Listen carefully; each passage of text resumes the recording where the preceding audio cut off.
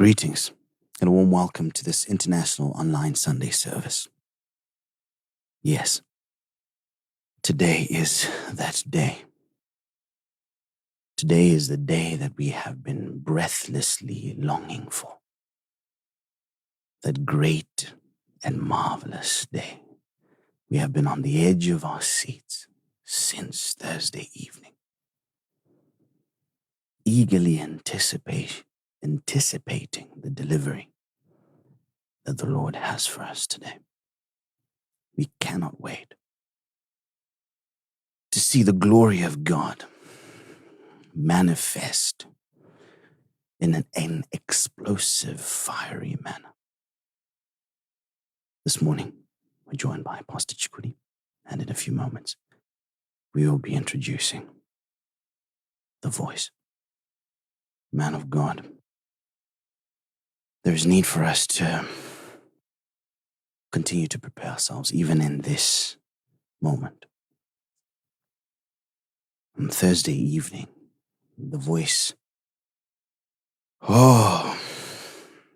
poured an insurmountable measure of information into us.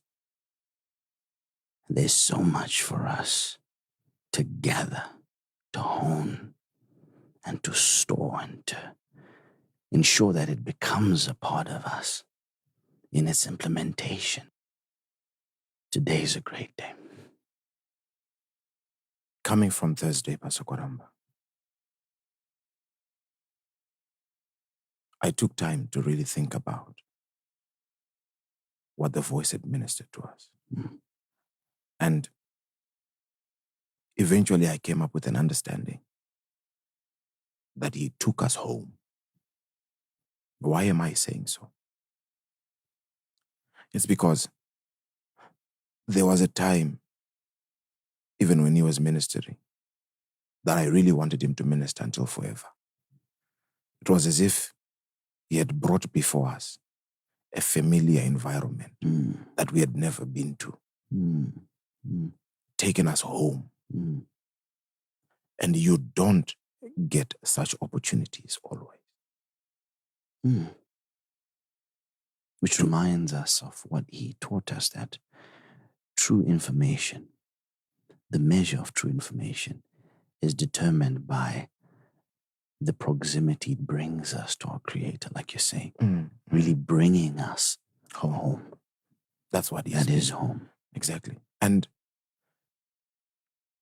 the joy of it is understanding an environment and knowing that this is home.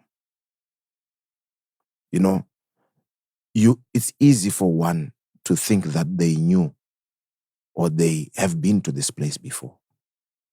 But when you get there, you will know that I was brought here by the word, that was taught by the voice of God, the teaching priest. You will know that I have been pushed here by the word. And when you get there, you know I've arrived. And that's the place that we're in on Thursday. Yes. And I believe that we are about to be taken to the very same place this morning. And we know that you've been praying for this day. We know that you have made great efforts to make sure that your capacity is sufficient by the great enabling of the Holy Spirit. But we ask that even in these few moments leading up to the ministration by the voice, that you continue to ask the Spirit of God to increase your capacity to receive, and for the spirit of understanding this very, very special morning.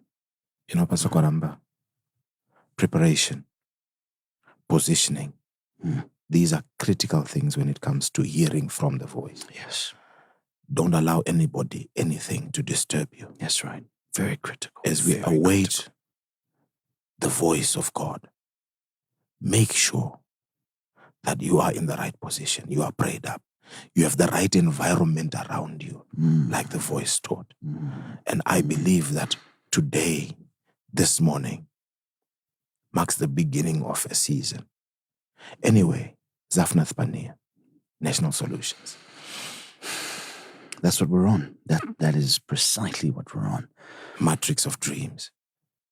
This is what we are getting. But I believe, man of God, that it's important that we continue to emphasize this, because these first few minutes, these first few 5 minutes or so, people are still settling down. Yes. People are still trying to make sure that their close environment, whatever is close to them, is set in place for them to receive from the voice, the special morning. So we ask that if there are any obstructions in the way, any table or sharp objects, that you make sure that you clear them from that space. Exactly. Because the words we're about to receive are spirit. And share as well. And they are life. Yeah. Spirit and their life. Spirit and their life. Wow. You know, Pastor Kwaramba, sometimes, like the voice taught, our perspective matters when it comes to the understanding of what is about to happen. We need to understand who it is that is speaking to us. We need to understand the opportunity that God is giving us.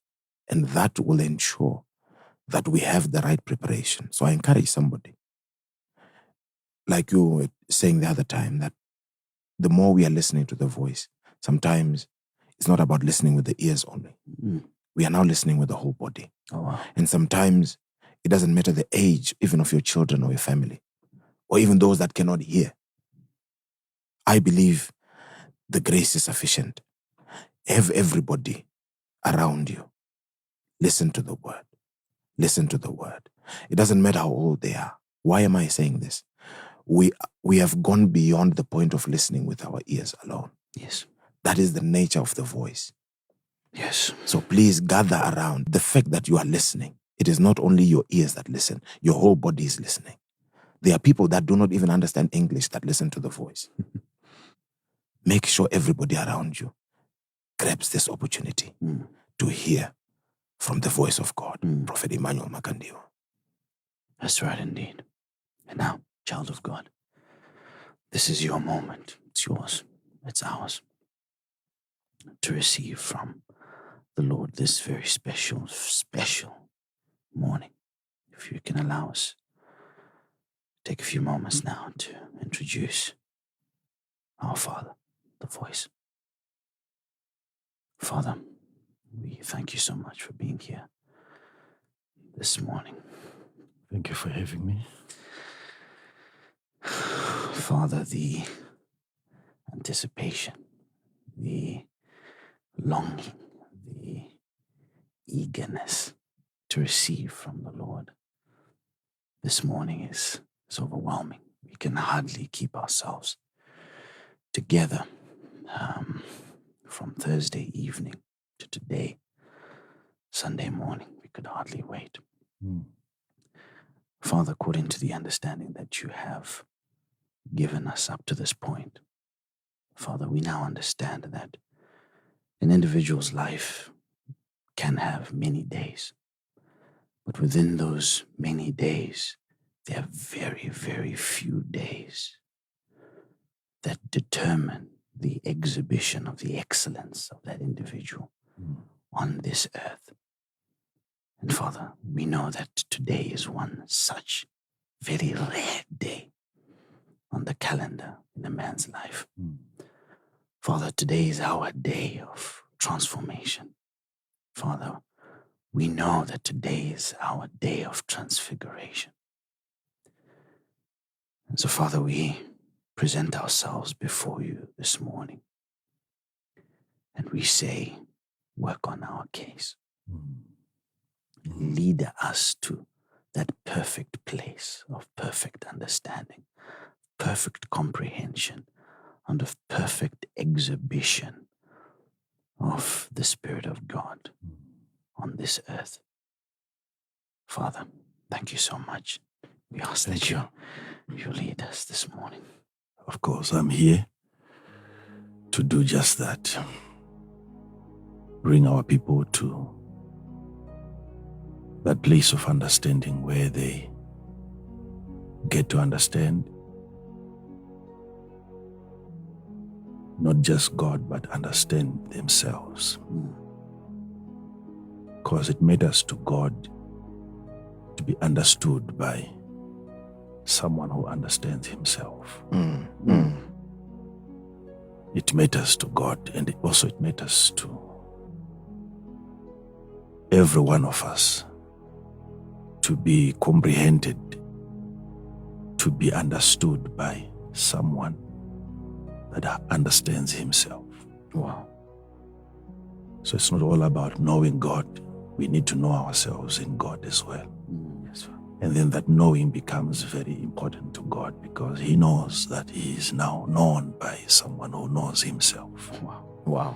Wow. So we are discovering ourselves in God. And I would like to appreciate our broadcasters, the Oral crew. Yes, Father. And those of you that are watching us, I know it is a lifetime commitment. And for staying on board, I would like to congratulate you and to speak the blessings of the Lord upon you, as I will do as well at the end of this broadcast. Thank you. Thank you for being here. Thank you. Yes, made so many promises last Thursday, and I don't even know where to start from. And we dealt with the matrix of a dream, the creation or the formation of a dream. Yes. A dream which is something we thought was beyond explanation. Yes, Father. A dream was something that we would enjoy having every single night, and yet we were so limited to its explanation. Yes, Father. Yes, Father. And we are trying to make that information available now to the dreamers out there. And we'll get to that point where we talk about the interpretation of the dreams and its administration. Thank you, Father. Thank you. So last time it was the matrix of the dream. Yes, Father. Today I don't know, because there is a lot that needs to be covered. Indeed, Father. Indeed. Oh. And we spoke something concerning the spirit of things. Yes, Father. Last Thursday, which got most of people's attention. Father, the spirit of things. Yes.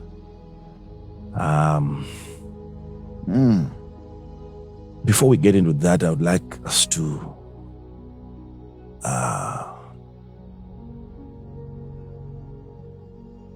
consider what the Apostle Paul meant when he said, henceforth we know no man after the flesh. That's in 2 Corinthians chapter 5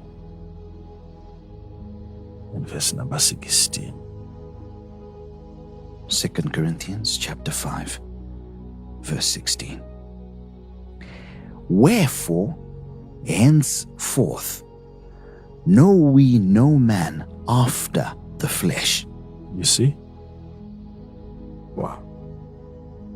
Hey. Oh. From this moment on, that's what he's saying. There is a point of correction, a moment of turnaround. This is a day of discovery. Wow. When even the apostle himself realized that it is not enough to understand a man according to his flesh. Wow. Or her flesh, which is a great mistake that we see Yes, Father. many people doing. they employ an individual on the basis of his flesh.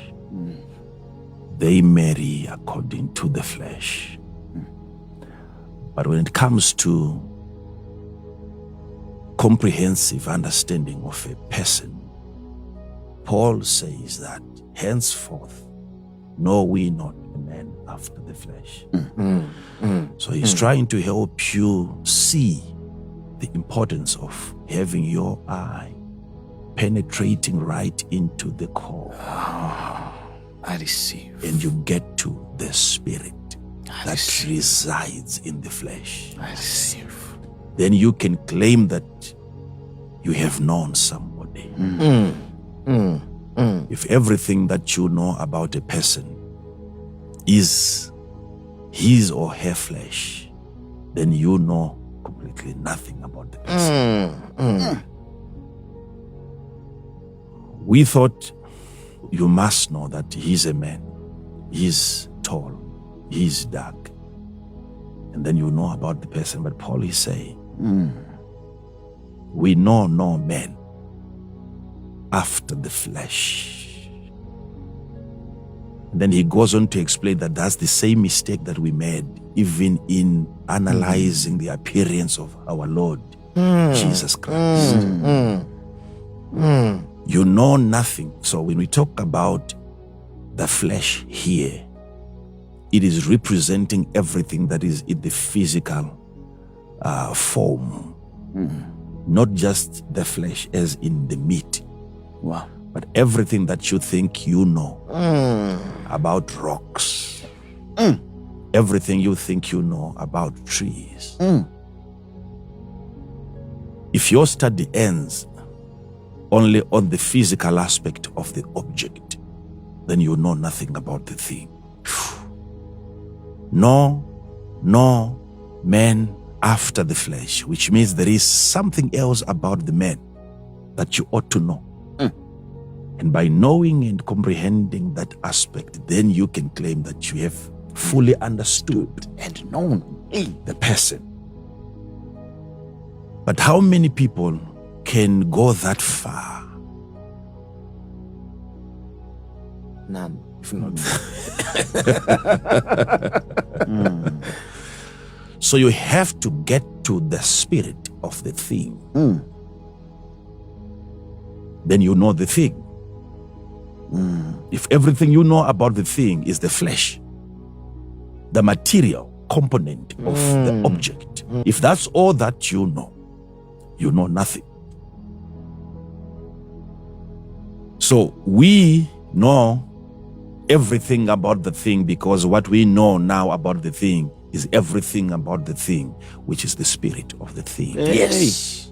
The spirit. The spirit of things. Things do have the spirits in them. Father, take us into this. Take us there. What are you going to do? Those of you, of course, that would want me to give you scriptures for every idea that I throw in. What are you going to do if I hand it over to you right at the beginning, and then I can prove to you that indeed there is a spirit in every object, and then we get to the authority part, where you have then to have dominion over the thing by dominating The spirit of the spirit. Oh, yes, Father.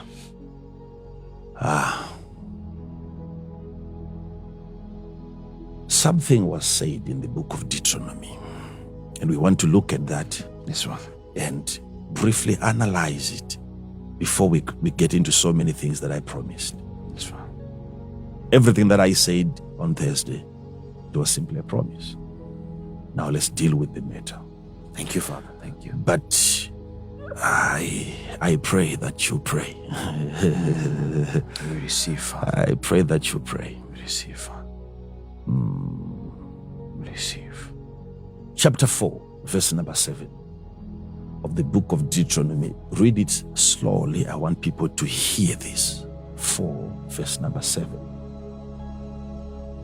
For what nation is there so great?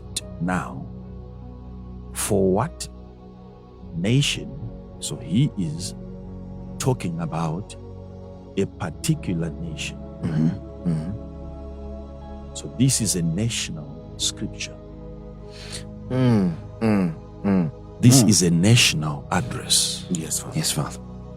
Yes, Father. So we are starting now, today, to get into national solutions. Everything that we have been trying to do now is simply to introduce the subject. Wow. We want to solve problems that are at a national level. Yes, Father. Okay? Yes, Father. Right. So you are going to read that, but I want people to hear this. You know, when God spoke to the prophet Jeremiah, don't go there, chapter 1, verse number 5. He's telling him that even before I formed you in your mother's womb, and even created you, placed you in your mother's belly, I knew thee. And he goes on to tell him that, and I ordained you a prophet. And he did not end there. He told him his market. By making you a prophet, it was the prophetic that I gave to you as a product. And the market was the nations. I ordained you a prophet unto nations. Right. So when you have Jeremiah coming, you have a prophet who is not a personal prophet, but a national prophet. I have to say this because now, when you're dealing with a prophet of that magnitude, you may go and sit under him as an individual. And you can be starved to death because what he carry, the solutions and the answers that he carry are at a national level. And individuals may not find his ministry that interesting because the grace and the unction upon him deals with the uprooting and the planting of solutions that are national. And the only time that the prophet of that nature can point his finger at you and delivers a word to you is when you are a nation. Yes. You have to be a nation. Like Abraham was a nation. Oh, yes, Father. Okay. Let's get into this. Abraham was a nation, and all the nations of the earth shall be blessed through you. I told you he was a nation. That's why everywhere he went, he would attract the national attention. Kings would speak to him. Yes, Father. Okay? Yes, Father. Now the sons that were in the womb, God did not say you have twins in your womb. He said you have nations. So when you have Esau or you have Jacob stand before Jeremiah, right at that moment, Jeremiah has a word. So I'm not speaking to everyone here. I'm only speaking to nations that are listening to me. So if you watch the views that we have right now on this live broadcast, that number is the number of nations. Every single individual that you see watching me here today, I'm being watched by a nation. This is strong. So I have a word for nations.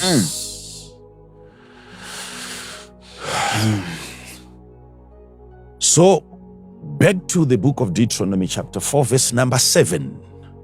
Now we have the nation being addressed. And in that address, he deals with the magnitude of the nation, the size of the nation, the power and the strength of the nation. Oh, follow this now. For what nation is there so great? So he's talking about the greatness of the nation. Now he tells you the thing that makes an ordinary nation great. Who hath God so nigh unto them? Yeah. Wow.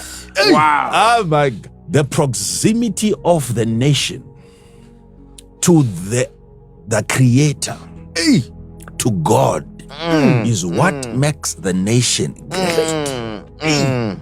Never the leadership, never the king, never the president, never the members of parliament, but the closeness of the nation to the Creator, to God, determines the greatness of that nation. I hope you're following this. Yes, Father, we are. We are following, Father. So for the nation to be that close to God, there is need for a supervisory board of spiritual individuals that determines that proximity of a nation to God. Wow. Wow. And in the hands of those individuals, there is need for a spiritual measure, a ruler. And that committee ensures that the nation is not detached or derailed from the presence of God. And if that is not done, you don't want to be away from the Creator, and the Creator is elsewhere. And that distance will create a problem which is national in nature.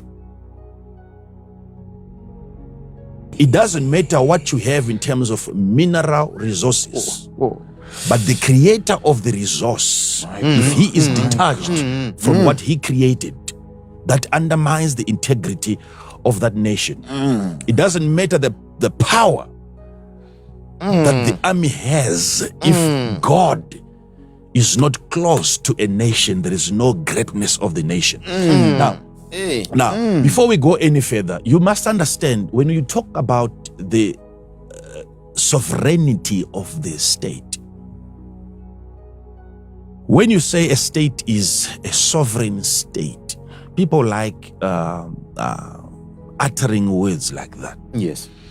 But they don't do enough in analyzing the meaning of what they are saying. The sovereignty of the state, it means you now have a state, you have a nation, you have a territory, you have an area which is isolated from another man's influence. Originally, before that word was then tempered with, the sovereignty of the state. Hear this. What makes a state sovereign? It means that state now, before I talk to you about what makes it sovereign, it means the state now is in a state of independence. Okay? Yes, Father. Which means no longer dependent. When you can no longer depend on another nation's power and strength and influence, then you are truly confirmed a sovereign state. Not when you sit and you wait for a cure, a medication, a vaccine. You are still dependent. You are not sovereign. That's it, Father. Okay? Wow. Because weapons and ammunition and destruction can come from external into your country, not in form of bullets or grenades. It can come in form of cure, in form of medication, and the whole nation can be wiped out. You are not sovereign until you have access to your own resources and benefit your own people from what God has given to you. Yes. So I'm yet to see that state that is sovereign. Not yet. I'm yet to see an establishment of a system on the earth that is powerful enough to confer, to endorse, to place that sovereignty upon any nation. There is no such a system on the earth. Because the person who hands over sovereignty to a nation has to be sovereign. This is why we talk about the sovereignty of God.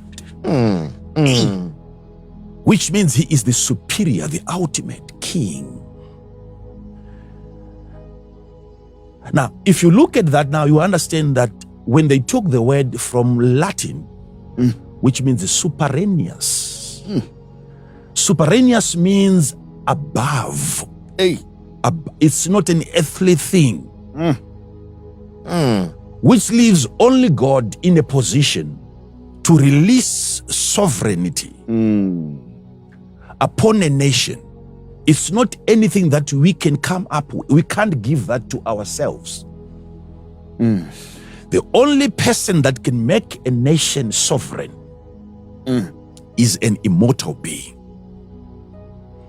Mortal beings can never place this power upon themselves. Because the nature of sovereignty is heavenly. It is heavenly. Only God can release a blessing called sovereign upon a nation. Wow. Father, a blessing called sovereign. It's a blessing. It's a blessing. And you see now, I'm telling you, the reason why I'm saying you can't give that to yourself, because the meaning of that word, of that blessing, means above. Not just above in the sense that you have a leader above. No. It has to come, promotion, not from the west, not from the east. It has to come from above. So what makes the nation great is the closeness of their God to that nation.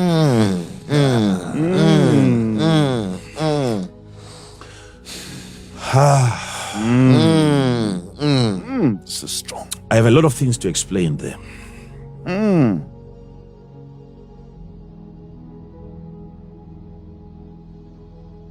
Now he's telling us something.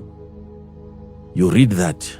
We are still on Deuteronomy 4, verse number 7. Yes. Read it again.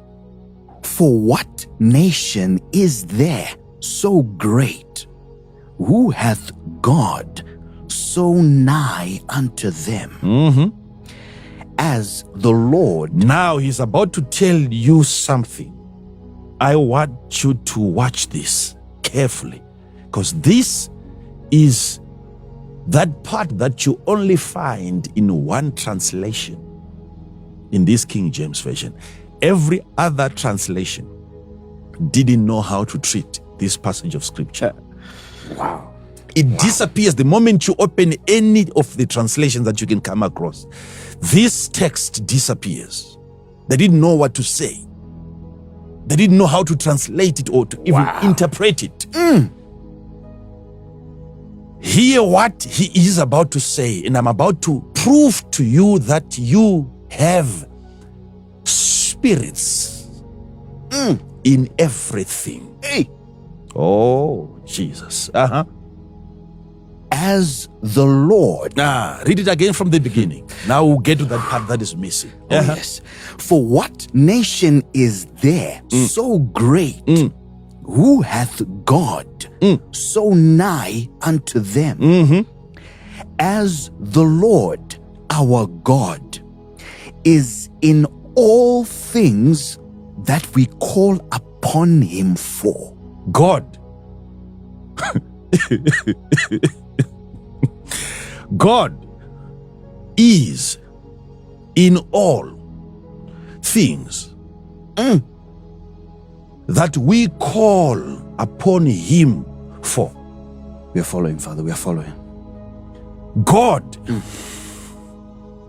apart from all things being in God, God is in all things.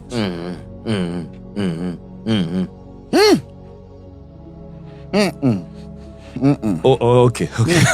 So he's not just in you. You are not the only thing that gets born again. Remember, the Bible declares whatsoever is born of God overcomes the world. So God's intention is for a place to be found in every creature that he created. Now, he is not just in you, he is in all things. Now, but he is telling us something, the power that we have as human beings. God is in all things. Read it again. As the Lord our God Is in all things. how many things? All. Only people? All. No, all. In heaven? All. Just on the earth? All. How many things? All things. As the Lord our God, he is our God. He's in all things. all things that we call upon him for. now that puts you on a very critical and very sensitive position of determining the direction of God as an individual. God is in all things that we call upon him for. Yes, Father. Yes, Father. We're here. So God is saying, when I created things, I left out a vacuum in every object, no matter how hard the material is, even if it is a diamond. Within the diamond, there is a place ought to be occupied by God. But God is saying, I will not have access into the diamond unless I'm called upon. No, you have to follow this. He is saying, we call upon him. God is in all things that we call upon him for. So you can find the thing and call upon God. And then ultimately God enters into the thing. Because You have called upon him for that particular thing. Now you have God not just in people but in things. What kind of a prayer is that? No, read it again. Read it again. Read it. Read it. See this. See this. For what nation is there so great, who hath God so nigh unto them? Yes. As the Lord our God is in all things That we call upon him. He's not saying he's in all things. He's saying he's in all things that all things that we call upon him for. No, Father, no. So we determine how many things God occupies. By what we call upon him for. Anything that you can have, whether it's a picture frame, whether it is a drawer in your house, calling upon God for that particular thing, you can ultimately have God in that thing. Now, you have a born-again object in your house. So everything he formed was given the capacity to occupy, to carry, to accommodate God. To accommodate God. As long as there is a man who can pray and allow God to have access into his own creation. Now imagine, this is power. if that thing was a poison and you bless the food before you eat, you are calling, my God. Read it again. As the Lord our God.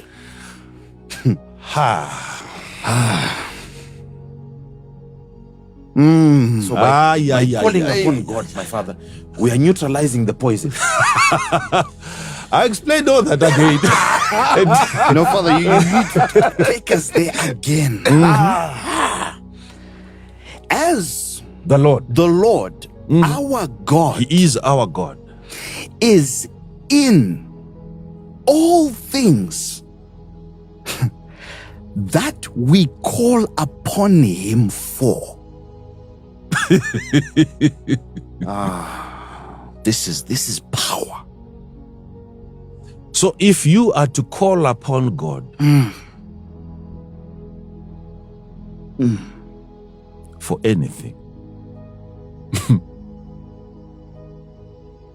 imagine now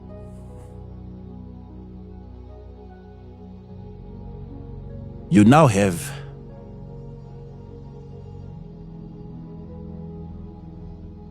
a born-again child of God. Yes, Lord.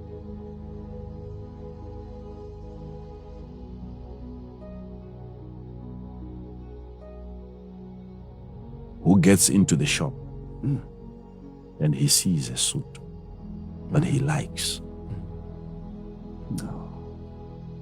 And then he calls upon the Lord. And the Lord himself enters that material.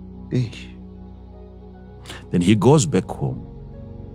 Of all the things in that supermarket, there's only one thing that accommodates God, which now belongs to the child of God.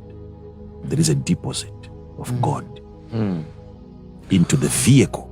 You walk into a garage, you touch the steering, you test drive the vehicle. By that interaction, you have called upon God for that particular thing, and now God is in that thing. And you leave the garage, you go home. You now have eggs, the presence of God that you have left in the car. The car is born again. There are cars that are born again. There is a difference between those cars. When you're involved in an accident and the car is born again, the behavior of that vehicle is different. I'm taking salvation to a different level because the Bible tells me whatsoever is born of God, not whosoever. The whosoever is something else. There is a what. That's why creation is waiting for the manifestation of the sons of God. Us. This is the kind of preaching that even creation will stand still and say, who is that man that is speaking? Because for the first time, we are being addressed in a sermon as creatures. For years, decades, and centuries, every other creature was being left out of sermons and preaching. For the first time, we are talking about the involvement of God in everything. I'm telling you what I'm teaching now. Even the wind will hearken to what I'm preaching today. Imagine you have the capacity to make things receive God. You can call upon the Lord and he enters into a property, a house. And that house is now born again. It belongs to God. Whatsoever is born of God overcomes the world, which means in that community you only have one house that overcomes the systems of the world. So when you now go back home and you're thinking of that vehicle, some may think that you're so greedy.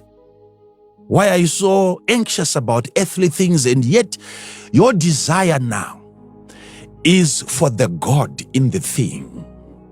When you begin to acquire and you gather things that carry God, you have God all over your house in the things.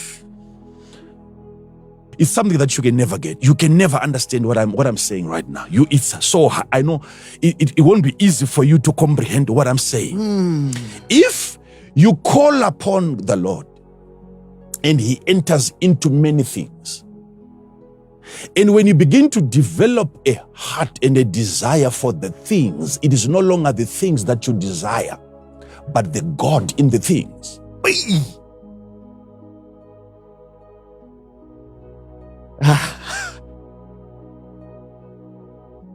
The thing that transports supports a born-again child of God must be born again. The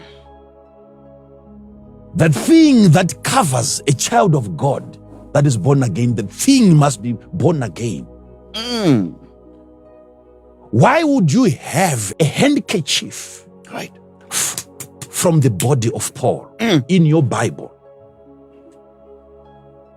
handed over to sick people, and they were healed by the handkerchief, by the jackets, by the aprons?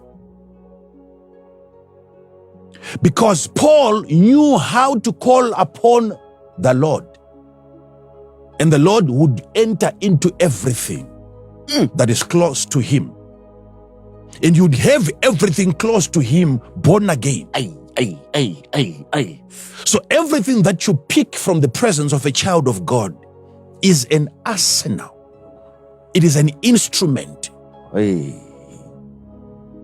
that can be used by God to achieve a certain assignment. I want our people to hear this. This is very, very profound.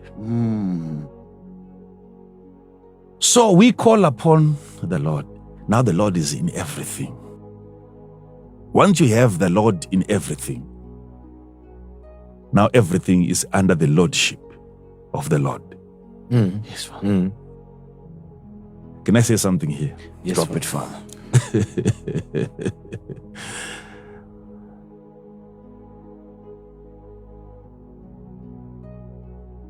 What do you think you are doing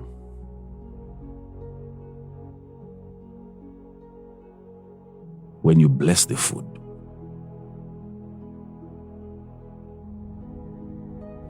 Because you thought maybe I'm just a blessing, but you don't look at the word blessing, because you're not blessing the food so that the food buys a car.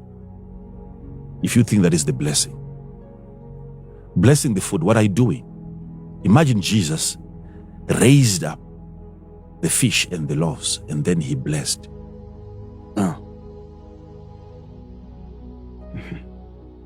Yes, Father. Yes, Father. Oh, help us, Father. Help And us. then, by reason of that blessing, 12 baskets leftovers. What happens to the thing when the thing is blessed, when the Lord is called upon to enter into anything? The level of multiplication of that thing is amazing. We can do something with the little mineral resources that we have. I'll get to that at some point. Creation at that angle is not yet ended. If there is a man who can still call upon the Creator to enter into his creation, you can have a duplication, a multiplication of the few things that you have.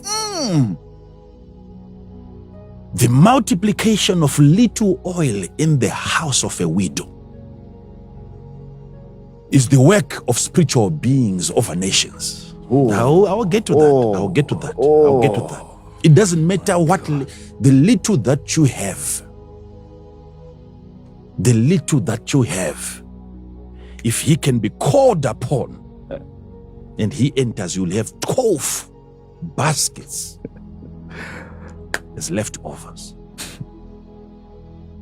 Now, let me show you something, because some of you don't believe in this. You think the Bible is a fictitious book. Let me prove to you that there's no fiction there. Here it is. Father, please, Father. Allow me to just reiterate what you have just said. By calling upon the Lord for something, if we bless that something, even if there are minerals in a nation, they can be multiplied.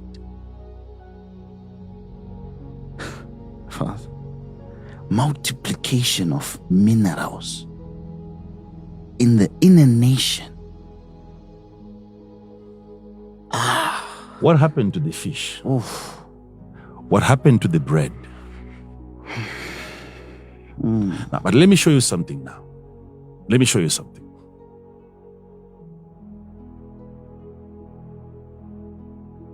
For the thing to be able to accommodate God, who is a spirit, then there must be room in that thing to accommodate spirits.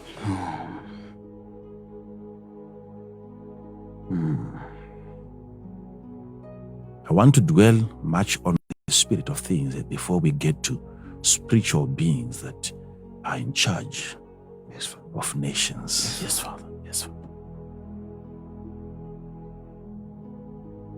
When you are given authority by God to reign over the earth, Yes, Father. you must keep yourself in constant remembrance of the existence of a superior leader above you. You don't need to be an extremely intelligent leader.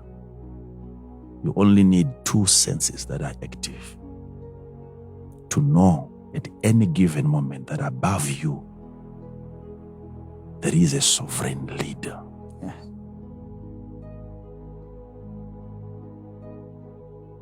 It takes 1 sense. For a creature, a human being, to know that when I came to this earth, I found it already in existence, which proves that there is the existence of another structure of leadership, which is beyond the terrestrial. You don't need the Bible. Observation, looking at what you found already in existence, is proof that something was done without you being consulted, without your leadership skills. Yes, Father. Yes, Father. Yes, Father. Your idea was never needed in the formation of the globe. Your input, you were never consulted because you were the last thing to be formulated. Yes, Father. So 1 sense, not the Bible. I'm talking to those who do not believe in the Bible. They undermine spiritual things. They undermine the Bible because they think they are smart. They've been to school. Now, hear this. If you are by any chance given an opportunity to lead a group of people, there are things already that you find in existence. Before you becoming the leader of the group in itself was in existence. The nation was in existence. Territories were put in place by God. Yes. Before leaders came to lead those territories. Yes, Father. We are starting now to look at the qualifications of a leader. We must be having the right people. Yes, sir. Who are not super intelligent. They must simply be able to recognize the existing leadership that they find in place, which is the leadership of God, which is the supreme, the sovereign leadership, the government that sits above every other government on the earth. Failure to recognize the existence of such structures above inferior structures, that is going to undermine the integrity again of that nation. Yes, Father. We don't just believe in God for the sake of us entering into heaven, for us to stay safe on the earth. The leadership of God has to be recognized. Now hear this. Yes, Father. Hear this, child of God. Hear this. Hear this. Hear this. Hear this. I'm not one person who can say, let's have Christians as presidents, and every president has to be a Christian. I don't believe in that. Why not? I don't believe in Father? It appears like it would be the ideal. Yes.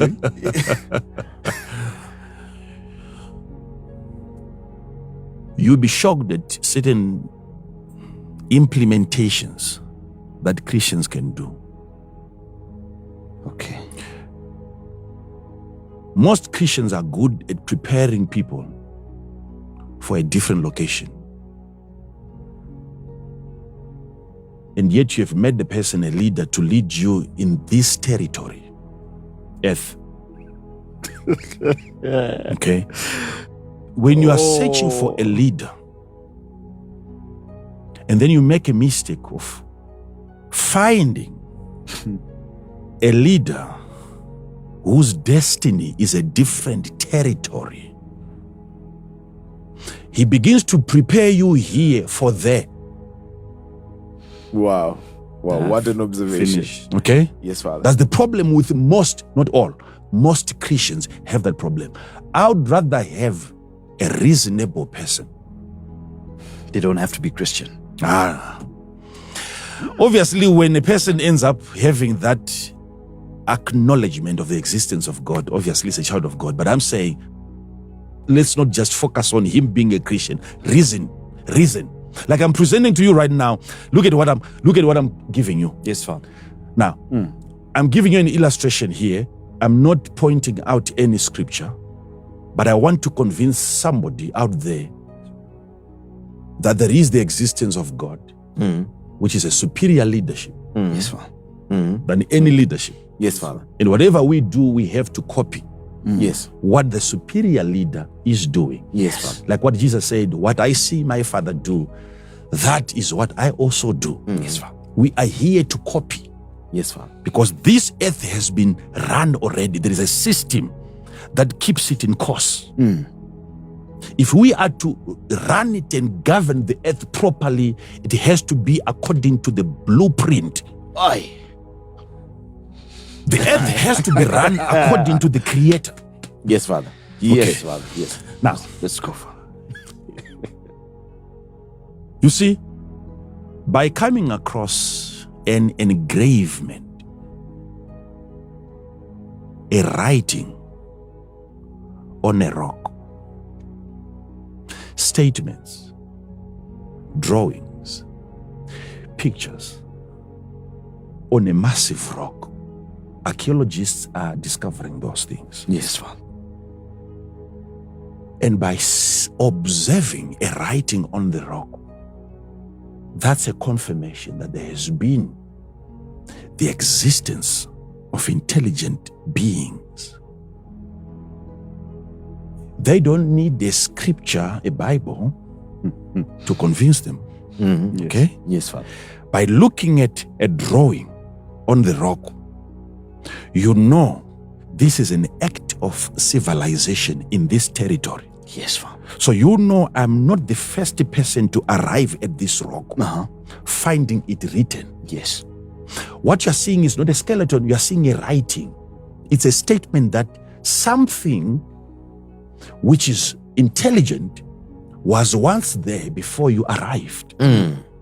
What you're observing is not the person who wrote, but what was written.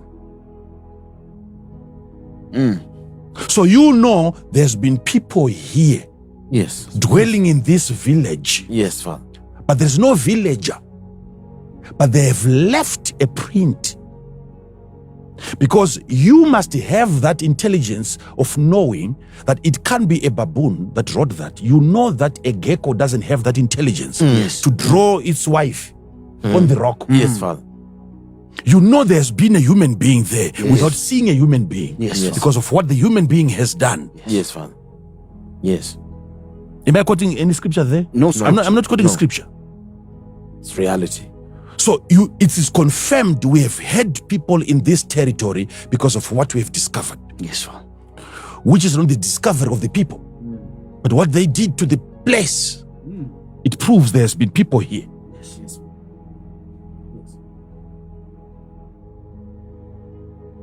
Now, take that same intelligence further. How can you have a writing on the rock that confirms the existence of a person which is not yourself, and then the rock itself is not a confirmation of a greater being? Why would you want to see God to prove that God was in existence before you? Yet you can prove the existence of a generation by what they did to God's creation. How about the creation Itself. Yes. So you mustn't just look at the drawings on the rock. You have to look at the rock itself. You found the rock there. Hey. Meaning there was a greater leader who placed that thing in position. So you can be born again by observing what was created by the invisible God. The things that we cannot see, his eternal power that cannot be known, is made manifest by the things that do appear. Oh, yes. So creation is preaching, talking to you, telling you that there was somebody before you. So imagine now, it's no longer a crusade that you want, it's no longer a sermon, but you have to only observe what you find already in existence. Then you are forced to believe that there must be a superior being. Yes. Yes. That existed before you. This is no longer theology that is helping you to realize the presence of God, but even archaeology. Only if you have two senses. So I'm saying, observing and acknowledging the leadership of God is what makes a nation great. Now, look at this. Look at this. For God then to find a place in a thing, there needs be an unction within the thing to accommodate God, who is a spirit.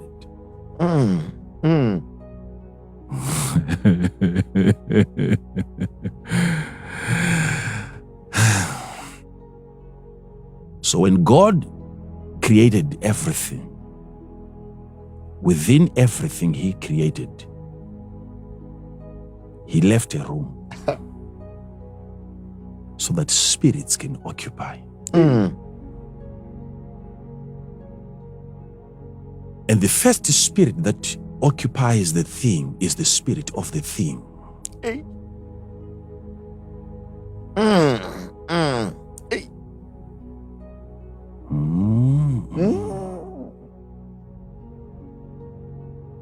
I said on Thursday that some people think that animals, creatures, have only the soul and not the spirit, which is a lie. Everything that God created has a spirit. So that in trying to know his creation, we ought not to know it only according to the flesh. No men according to the flesh. If your study cannot go beyond the physical appearance of a thing, you are yet to start your study. You are yet to know anything. There is a reason why Joseph, in his dream, he had to see the sun, see the moon, see the stars. Notice in that revelation, it was the brothers who were represented by the stars. And the mother was represented by the moon, according to Jacob's interpretation. Yes, Father. And the son represented Jacob, the father. Yes, Father. But the stars were 11.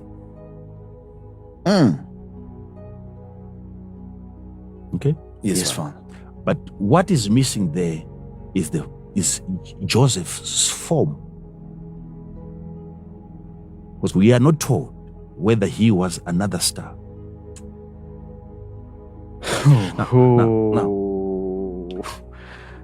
Now, why the stars? Why the moon? Why the sun?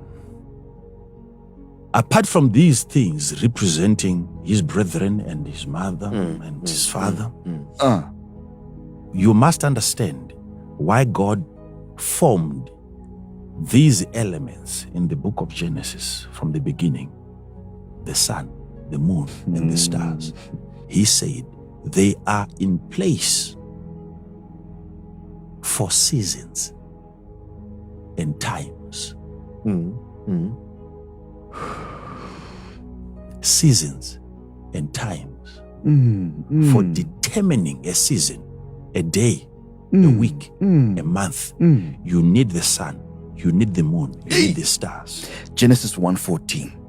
And God said, let there be lights in the firmament of the heaven to divide the day from the night, and let them be for signs. For what? Signs. For signs. So they are for what? Signs. They are for what? Signs. So the sun is not just there to give light. It is there for signs. Signs.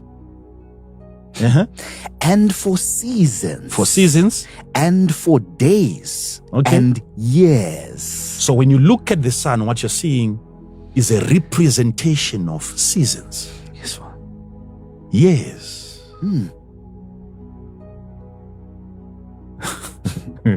So now, what you need to understand, when you have these things now that are there to represent seasons, and you see them in a dream bowing before you, what you have kneeling before you are seasons.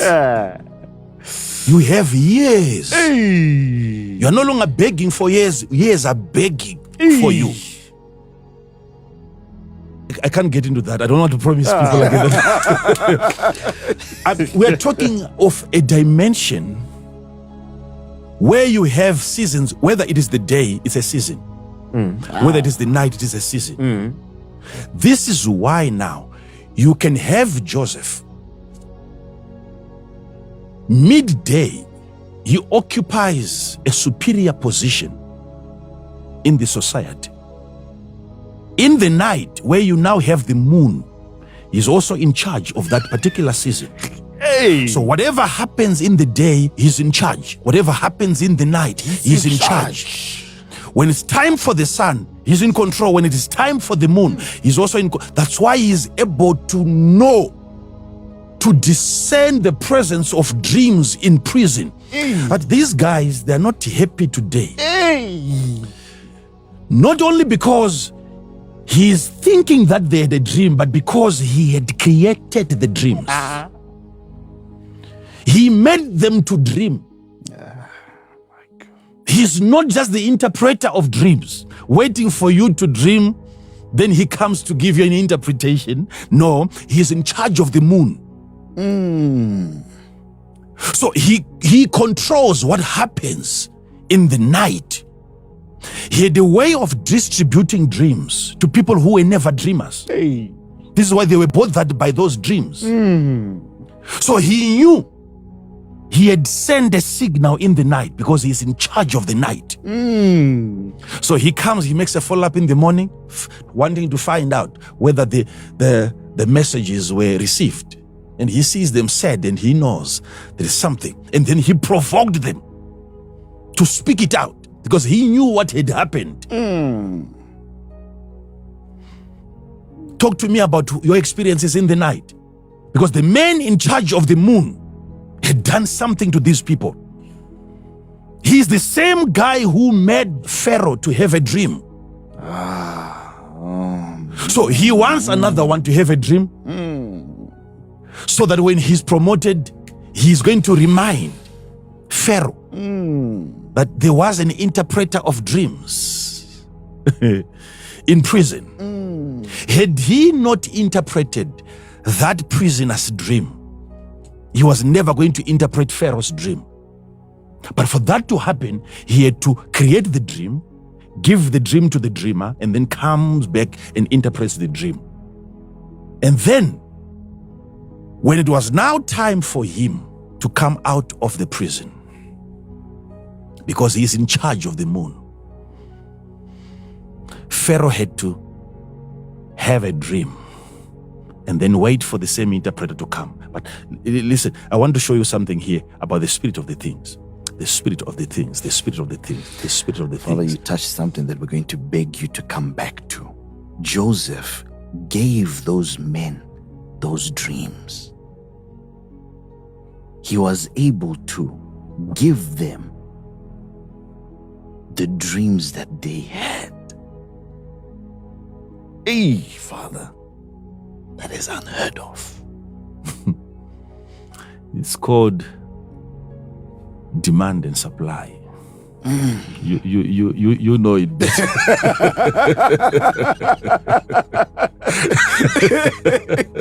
Wow. He created a market because he knew he had a product. Let them have a dream. When there is confusion in a nation, that confusion is an opportunity for God's people to walk in and exploit the confusion. How can you have an intelligent God who knows the language of the king Belshazzar? Then he chooses a different language. He's sending a hand to write on the wall. The language on the wall is a language that the king doesn't understand. If it's not a deliberate confusion, being sent by God into governments of the world, so that the Daniels can be invited to give an interpretation to political confusion, economic confusion. I'm saying, you are asking me this question. Yes, Father.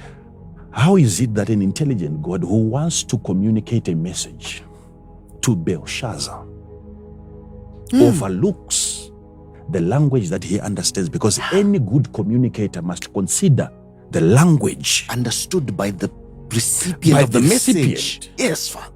for that communication to be fruitful. How come God chooses a language that the king cannot read and everyone invited could not read?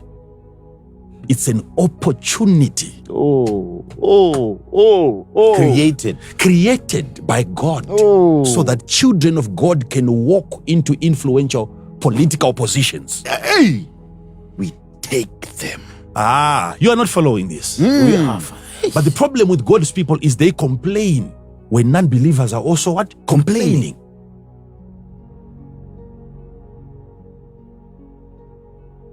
And yet it's an opportunity. It's an opportunity created by God for Daniel to be invited so that he will dissolve the doubts.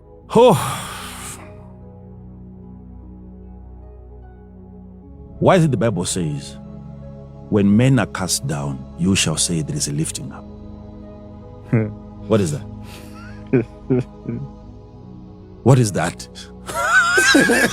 When men are cast down, your confession has to be different. You have to wait for the season when men are falling, when there is recession globally.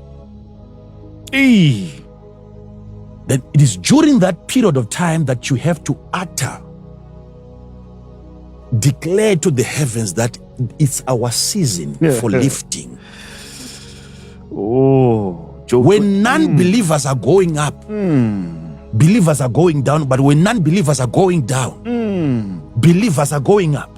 When men are cast down, then thou shalt say, there is lifting up.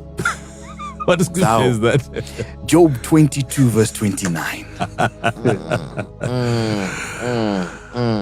We must wait anxiously for non-believers to break down. Then it's our time.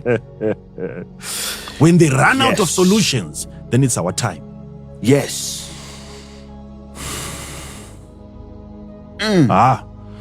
Yes.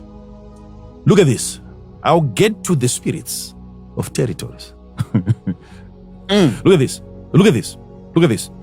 God creating things. We keep coming back. I'm not lost. You see, God creates things and he makes sure that within the thing, there is an accommodation for spirits. Starting with the spirit of the thing. Now, for the thing to have a spirit, there must be room for the spirit of the thing in the thing.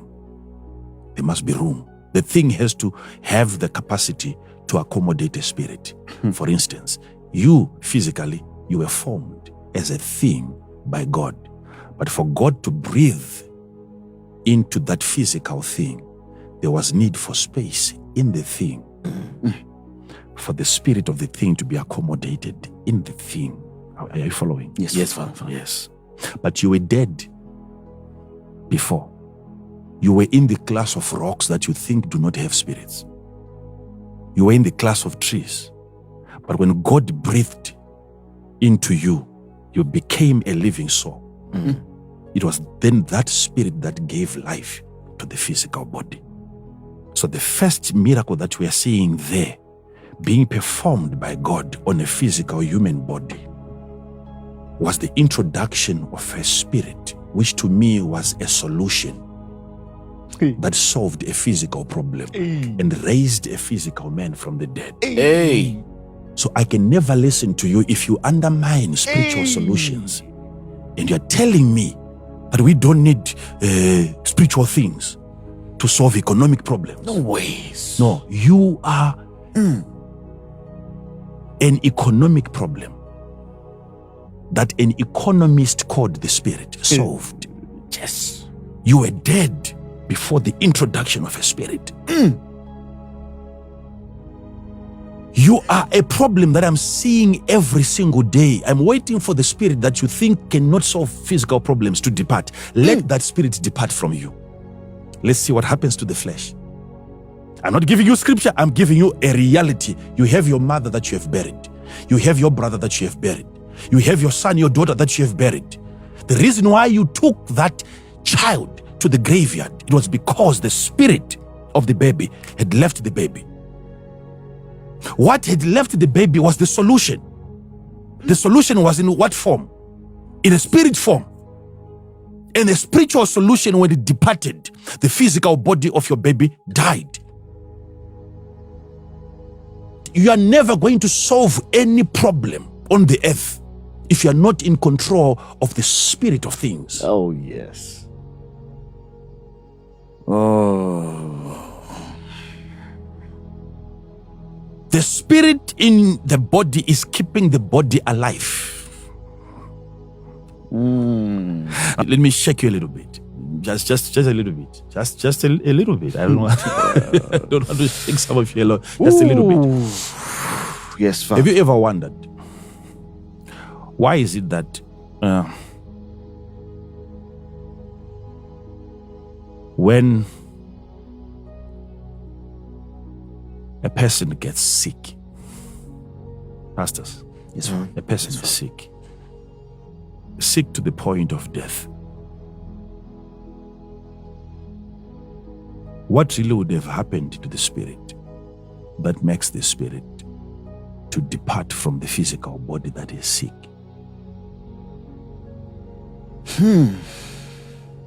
It's so strange because these are things that I look at. You know, sometimes I understand things that trouble me a lot. I'm not at peace with myself. Why is that for?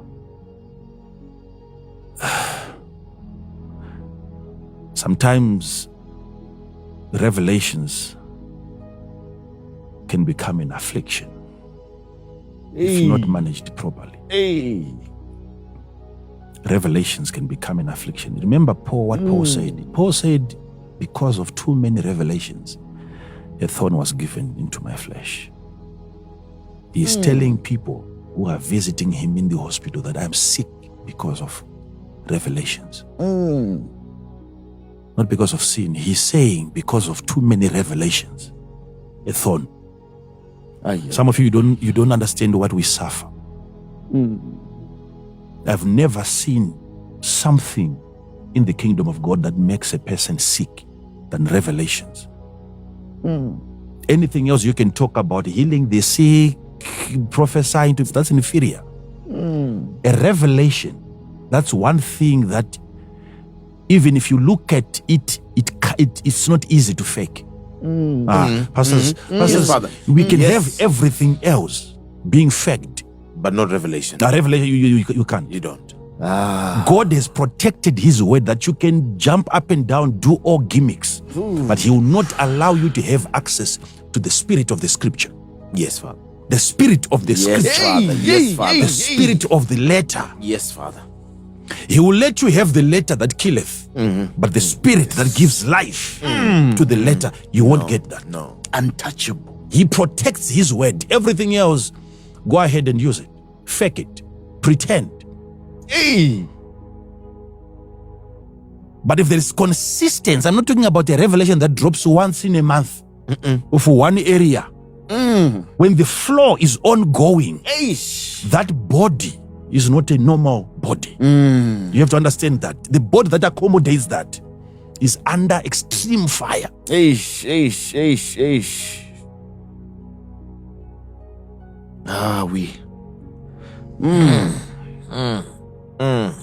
I'll talk to you about that if you remind. We will definitely. Because I know, I remember at some point what was now happening to my physical body. I couldn't understand what was happening. I couldn't understand. I remember the days way before I went even to Bible college, when I could. In those days, it was so strange to me when the Holy Spirit would teach me how to fly physically, take dominion of the physical body. Oh my God. Until it got to a level where now, even recently, this is something that can be done, which was confusing to me. You see, you can stand on a scale, see your weight, and then enter into a certain mode that I can explain to you. And you watch the numbers fluctuate. Something that a spirit can do that brings this physical body out of balance, where you begin to exist between the celestial and the extraterrestrial, and you alternate between. It's a work of revelation. When you see, okay, let me leave that one. No, let me Father, please, leave that one please, for now. Please, No, Father. Father, let's go. Let's go. Hear this. Hear this. You see, God wanted to inhabit every creation that he created. He wanted to be in everything. Now, see this. You and I, pastors, and those of you watching me, know by now, if your theology is correct, that there is the omnipresence of God. Yes, Father. God is omnipresent. Yes, Father. Meaning what? He's everywhere. He's ubiquitous. Okay. Okay, I didn't know that. My God. Oh.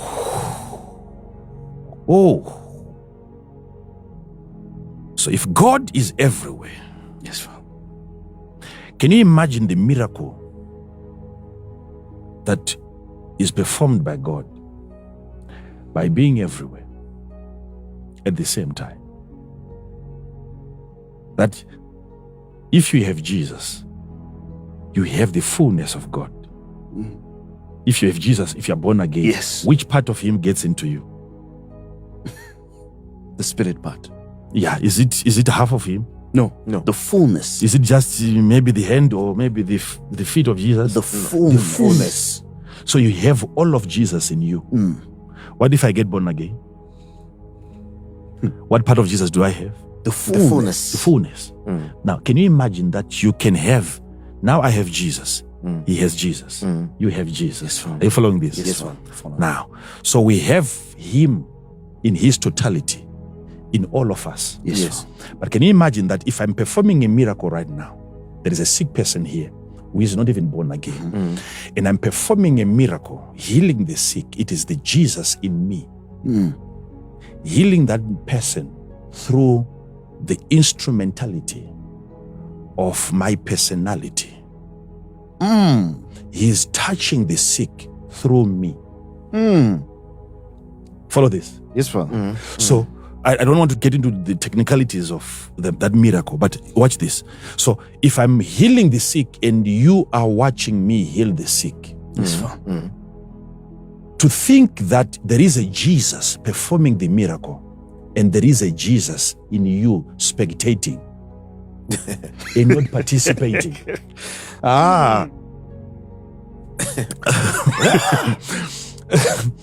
A full Jesus here spectating and a full Jesus performing the miracle. Because it's not you. That's why you are born again, but sometimes you can't do the things that I'm doing.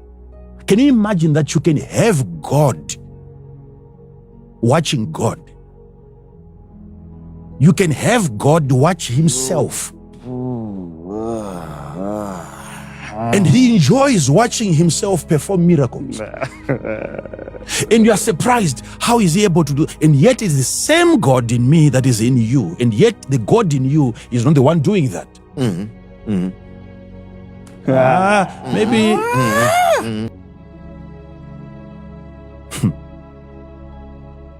Do you know that when we fully develop ourselves as children of God, the God in us should overwhelm us and overtake our being? And when we get to that point where we are now transformed into his image, the moment we begin to worship God, you now have God worshiping God. Father. You now have God singing to himself.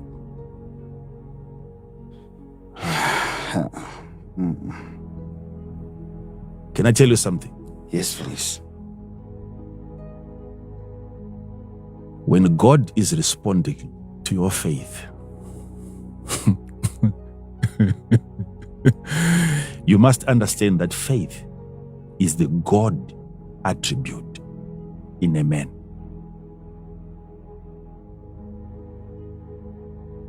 Faith is a divine attribute. It is a God attribute.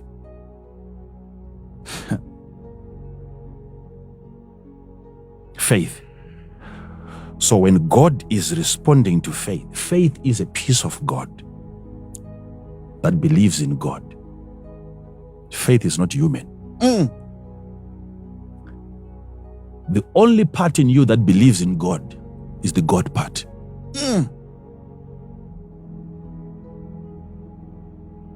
Now, if God is to respond to the part of him in you, it means God is never going to respond to your faith. God responds to himself. Father, explain. Explain The further. part of God in you that believes God is what God responds to. God interacts with himself. He talks to the God part in a human body. When he speaks, it is that part that came from him that hears the language of God. Because when God detached that attribute from himself, it carried the language of God into a physical body. So when God speaks, it is that part that left him that can hear him speak. So when God is responding to your faith, he is not responding to your faith. He is responding to himself, the part of him in you that believes in God. Now, I'm showing you the spirit of things. Now, the spirit of things. The spirit, watch this. The spirit of things. So God is saying, I can't say that I have a tree and not have the spirit of the tree in the tree. You cannot speak to the mountain and say to the mountain, be removed from here. And yet what you're doing is speaking. You're not removing the mountain by physically touching it. It's not the work of a bulldozer or an excavator. You are speaking to the mountain. Yes, ma'am. Telling the mountain to be removed. Some may want to say he was referring to problems, yet he had just commanded the physical tree. Yes. It was a physical tree that Yes, he had Father. actually rebuked. Yes, And Father. it withered physically. Yes, Father. Now, when he said, you shall say to this mountain, he was actually literally pointing at a physical mountain.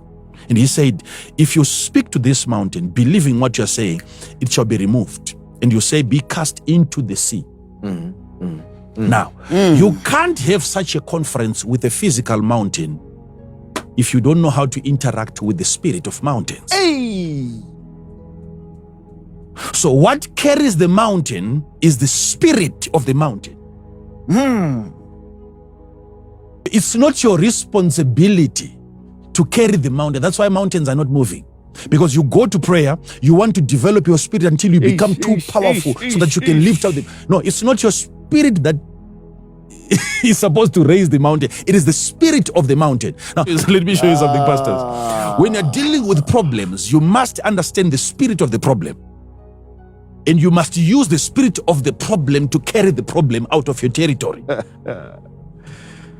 Now, I used to think when I was young in the things of God that when witches are using a charm, I used to think and I used to teach people that it's a demon that goes out to kill the person. Hear this. When two charms are brought together, they are not charms. These are things that God has created. And these things are not evil. This is God's creation that he says it is good. Which means everything that witches are bringing together are good things. Yes. They go out there and shop good things. Now, let me show you what is happening. Maybe you may want to know this. Yes, I So that I can- We want to know, Father. especially you, the way you're looking at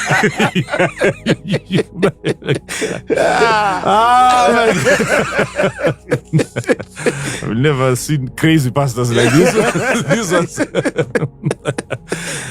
oh, you see, have you noticed that when they do their things and then a person gets hit trying to cross the road and there is an accident, Yes, Father. he may fall from a bicycle. Okay? Yes, Father. He may fall from a building. Certain people, do you know there are people that they would be allowed to build a 3-story building, a house massive, and everyone is admiring them and saying, this man. And yet that man, all he has is the ability to build a house, but he doesn't have the ability to stay. There is such a blessing given by God to Israel that if you are willing and obedient, you will stay in the land, not just enter. There is a staying unction remaining. Wow. Where God raises you up to a higher level in the spirit. And you don't decrease. You people, you know, if today we want to have a conference in our country, we can book any place. Oh, Yes, It will not be enough Yes, Father. to be a Yes, Father. standstill. Yes, The Father. whole Yes, country. Father. Now, let's look at the National Sports Stadium. We had to put people where they are not allowed to sit. Yes. Yes. Yeah.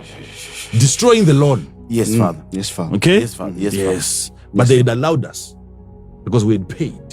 So you can go ahead. We had to make people sit where they are not supposed to sit. Father. Yes, Father. Yes, Father. And then we had what? The overflow. Yes, Father. Overflows. Remember Yes. that point? I had to walk to the overflow to pray for people. Yes, Father. Now, you don't achieve that unless you are a foreigner. You have to invite Yes. a guest Yes, Father. if you want to see such a thing happening. Yes, Father. Yes, Father. But how can you achieve? Because people must get to a point where they get used to the local person. Yes, Exactly. it's unnatural. It's not normal. That is proof to you That the person coming to minister there is not a local guy. It's a foreigner. That's the only way you can explain that. But I'm not supposed to be getting, I just want you to see something. We are talking about the spirit of things, right? Yes, Father. The spirit of things. Now see this. See this. There is something that was pulling crowds to Jesus. And that something was not the word that he was preaching. That something was not even the miracles that he was performing. That something was something else. What was it, Father? What was it, Father? He knew the spirit of things.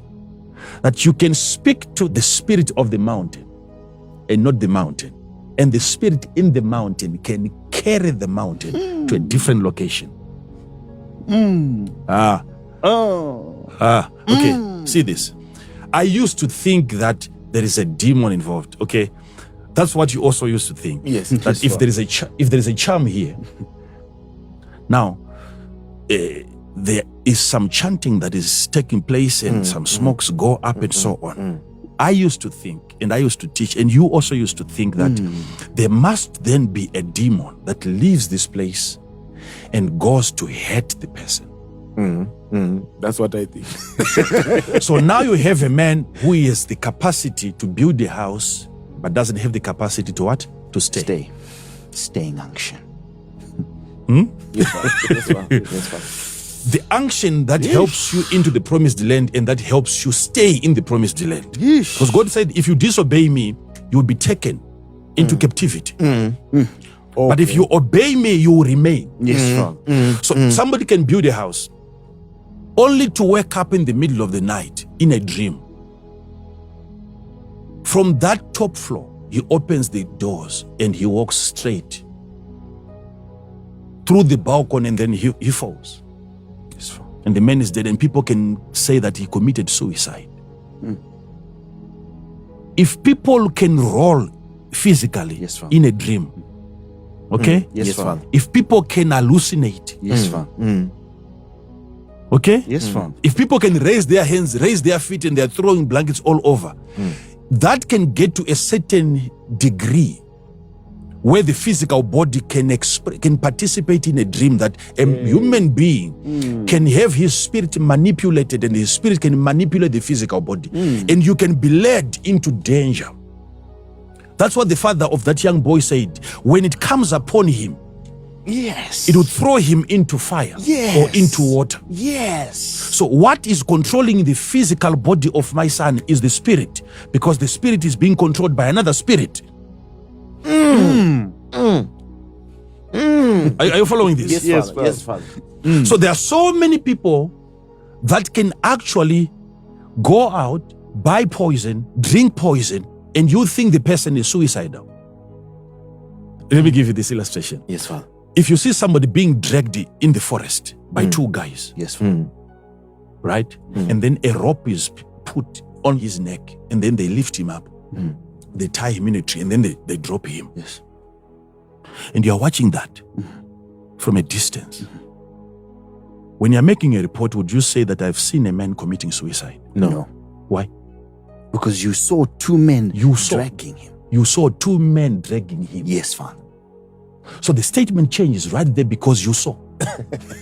Yes, Father. Okay? Yes. But in the case where you have two spirits dragging a man into the forest, Hey.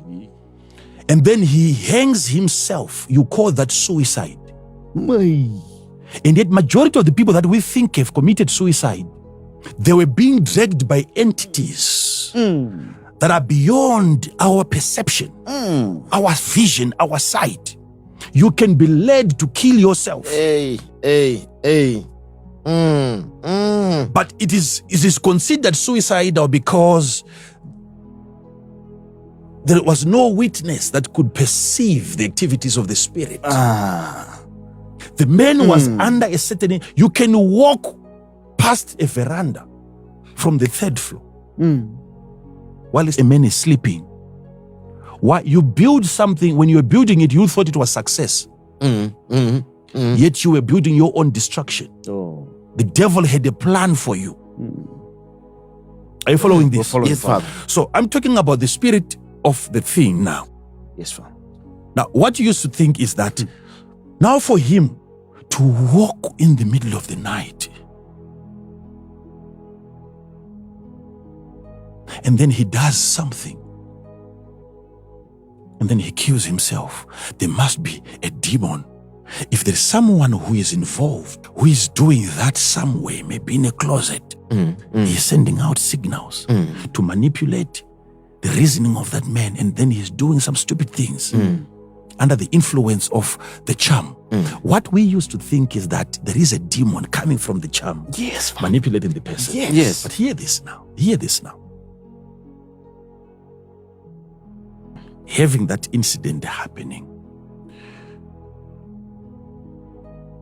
you don't have the demon involved in the killing of the person.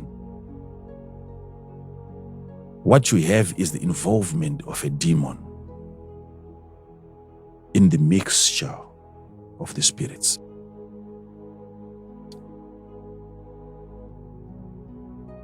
What leaves the place and goes to kill the man is not the demon. Hear this.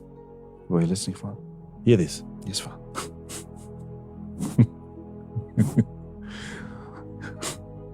Demons that you are casting out, demons that you are trying to rebuke, Yes, Father. chase out of your house, some of them are not demons. When you see a witch, what a witch does is not always to send demons to kill people.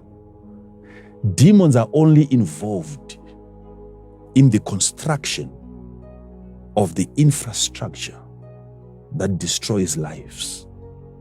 So you have a demon in the laboratory, but what leaves the lab is not the demon, it is the spirit of the thing.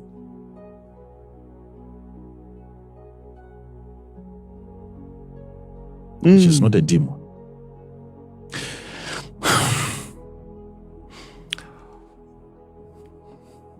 Hear this.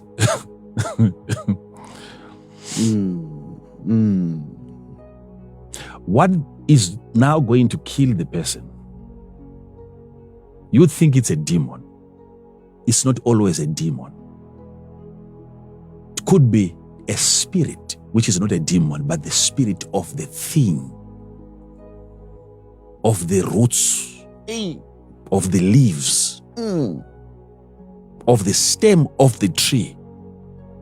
Because the tree has a spirit.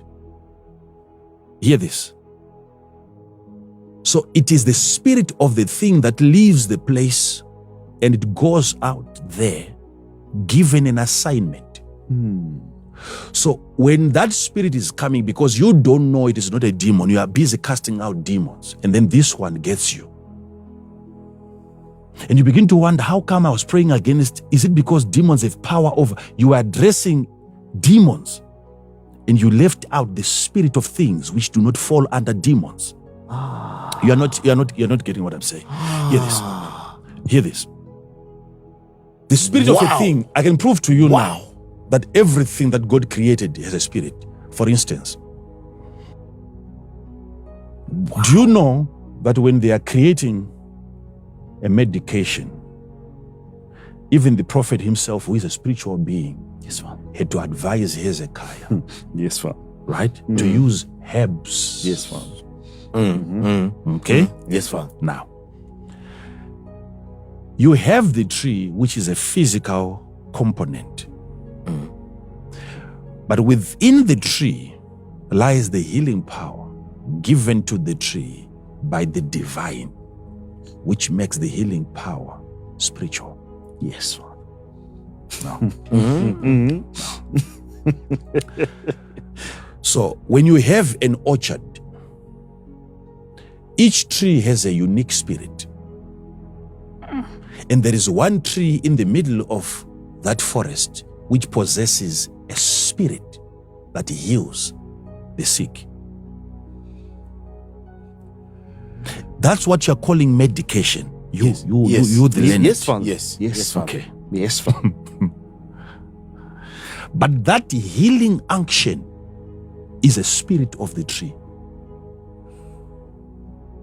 Because you cannot harness that spirit and detach the spirit from the physical tree. That is why you have to come up with a tablet that you can hold. Yes, But within that tablet lies the healing power. It's not everything in that tablet that heals. Yes, Father. Hear me. It is the spirit of the tree that you have no any other way of extracting the spirit of the tree and put it in a sick person. That's why you have to take the take it physically and come up with something physical that you can hold or drink. But hear this. What then heals the person? What kills the pain? If we talk about a painkiller, you must understand what pain is. Without a soul, you can't feel pain. Pain is an emotion. Wow. Pain is an emotion. So how is it that when you take a painkiller, you stop feeling? Why is it that you have your soul responding to a physical medication? You stop feeling. Father. So pain is an emotion that gets activated by a physical medication. If the medication is purely physical, why does it activate a spiritual thing? You no longer can feel pain because of a medication which is physical, and yet all of your emotions are spiritual. Explain that to me. Because it is your soul which has the capacity to extract the physical component of the medication. Because your soul may not only be in a spiritual state, it is in the extraterrestrial state. So when you drink, when you take medication, the rest gets dissolved.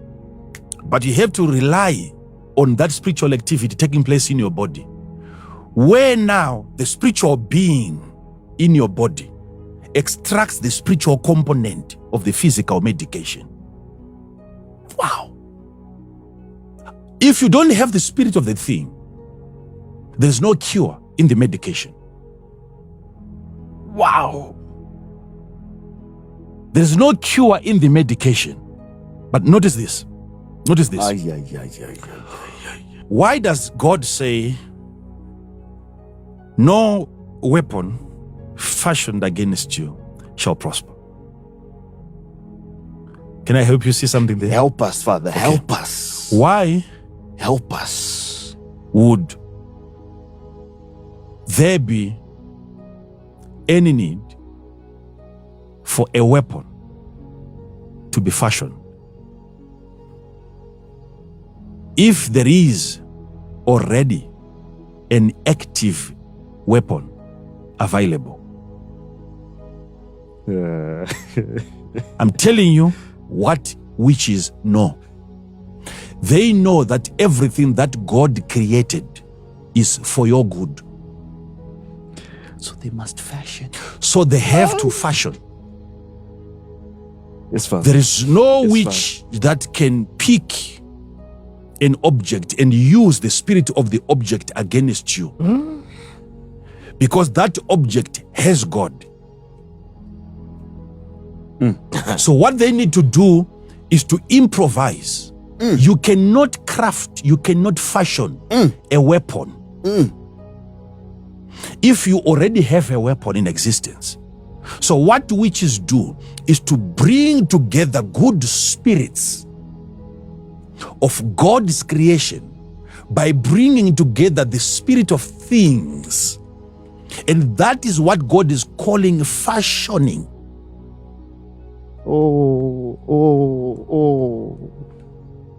So you now have 6 good spirits that were never designed by God to work together. All of these spirits are good spirits, but they are in contradiction to each other. They can formulate poison that when it's put into your food, you can die. after eating good spirits.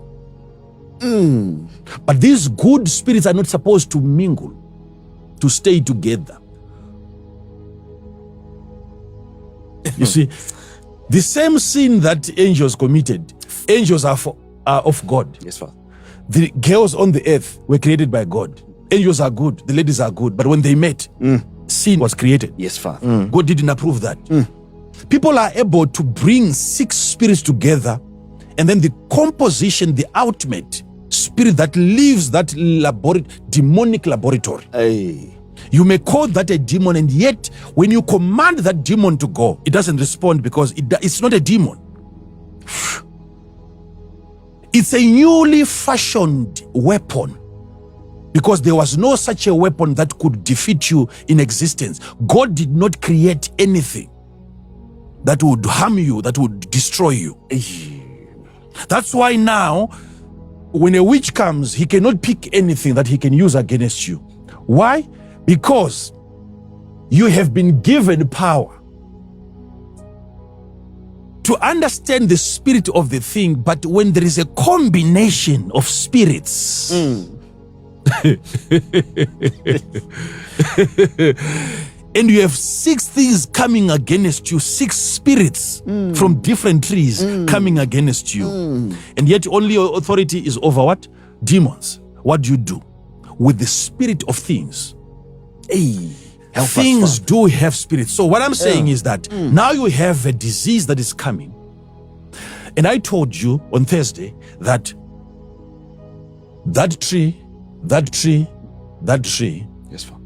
you put them together and you come out with a solution or a poison. And that poison, you want to kill someone, but then you have to put that something into what? Into his food. Yes. How do you transport? How do you transport it? Yes. Yes, You have to carry it physically, get into his pantry, right? And you put it into his food. So you have physically poisoned that man's food. Yes. But if you want to do it remotely, which is a level in witchcraft, you must then be able to have, like I told you, the spirit of a creature, an animal. That's why they kill animals in witchcraft, because it's something that can move. So the reason why they are taking the animal, they are hiring transport. It's not the animal that is coming to kill, the animal is coming to transport the poison. Because they want the spirit of a moving item, something that has an ability to move. But this mixer that you have created, you can't transport it. You now have 3 spirits loitering in your laboratory. You can't transport them. You can't transport it unless you bring in an animal. Now they go out to kill an animal. Maybe there's something else that I need to share. Maybe there's something else that I need to share with you. Just like when they say, we want to perform a ritual, they can say that, go and bring a human head. Yes, Father. Yes, Father. Okay? Yes. They can say, go and bring a man's head. They can say, go and bring maybe a leg. Why do they use body parts? Why, Father? In doing rituals. It's always been a mystery. Help us, Father. All those things can be explained. Explain them, Father. Thank you. Thank you, Father. Thank you, The Father. spirit of things. But I don't know whether today I'm going to get into I want to explain to you the spirits of our territories. But let me finish the spirit of things. Spirit of things. Yes, Father. Because Joseph had to see things in a dream. And he was in control of the spirit of those things. Yes, Father. Seasons, times, days. Yes. Yes, Father. The reason why they demand that you bring a human finger, hear this, it is because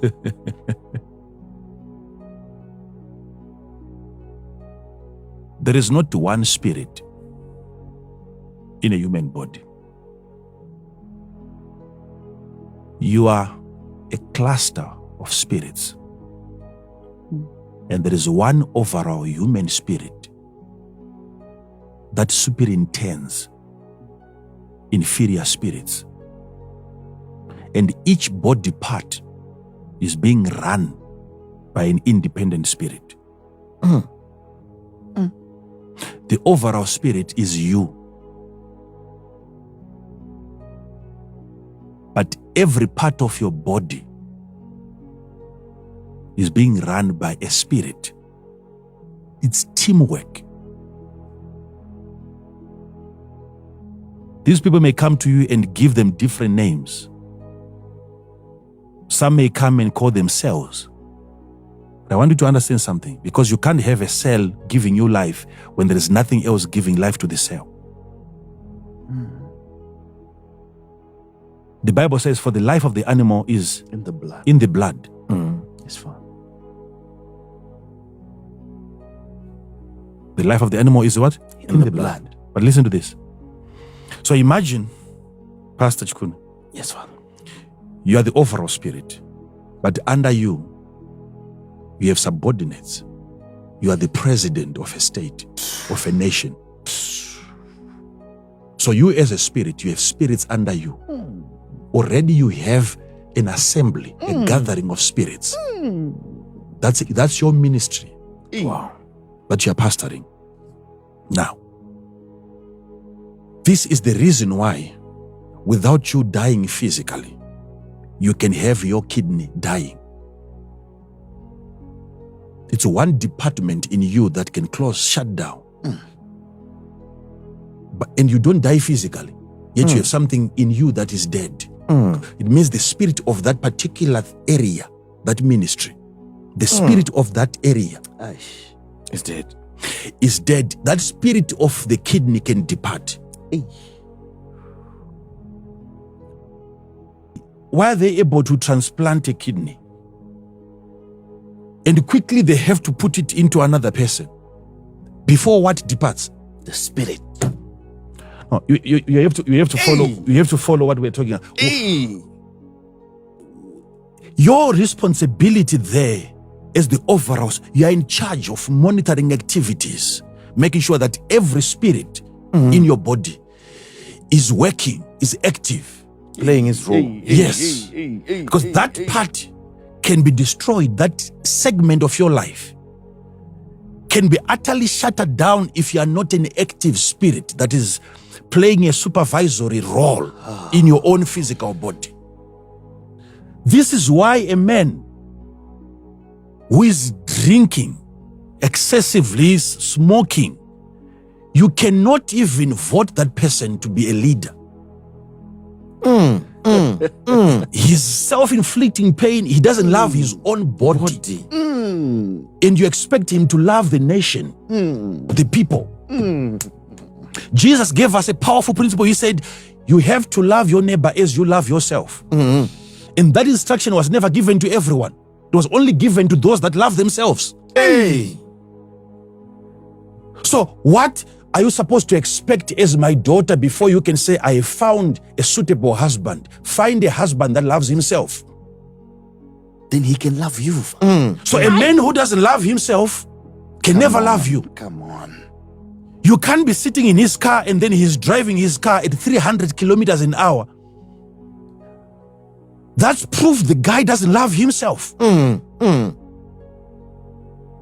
That level of carelessness tells you you have no marriage.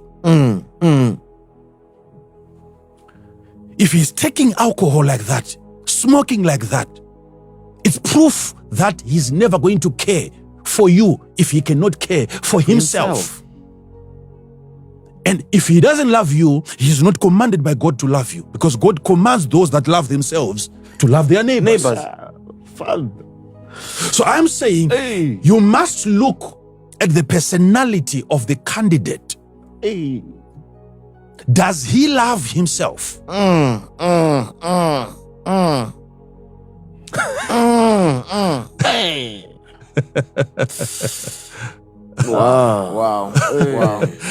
So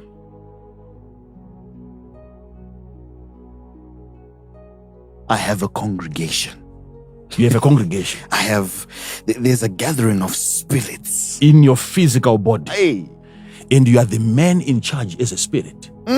Each part of your body, for instance. You see, can you imagine that we have death occurring in a body that is still alive? A man is still walking, and yet there is a part of his body that is no longer functional. It's dead. Wow. But if the supervisor departs, then the man is dead. Everything else dies. So why is it that you can have a person who is sick? I asked you that question, that it's not the spirit that is sick, it is the man, the physical man who is sick. But what makes the spirit to then depart from a man who is sick? I don't understand the logic. You are a spirit, you are in a physical body. The one who is sick is the physical body. Why then do you depart? Why let the man die? Because you're a spirit. You're not the one who has malaria. There's a spirit. Yes. Yes. So why are you departing? Why pack your things and leave the body that is sick? Yes. You are not the one that is sick. Yes. What makes your spirit to depart from your body when your body is sick? It is because your spirit understands prosperity. Your spirit understands success more than preachers can tell you. Your spirit doesn't like it when the accommodation is under attack. The spirit man believes in success more than most of you people listening to me. Why depart from a sick body? Wow. Everyone else is being encouraged to go and visit you while you are sick, and the man of God is being invited, come and visit, so that you show that you care. And yet the spirit of the man is departing. Which means the spirit in you wants to stay in a stable accommodation. Wow. When the car rolls 6-7 times and then you die, it is because of the violence. When you treat your body that way, the spirit in the body will depart. It doesn't like that kind of a treatment. Wow. That tells you that spirit likes a good life. It's not a physical thing, it's a spiritual thing, liking good things. It's a spiritual It's a spiritual feeling. Hey.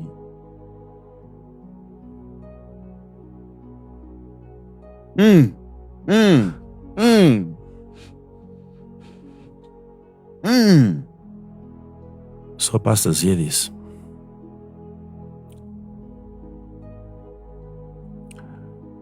Because you carry different spirits, and each part of your body is performing a different function. That is the reason why,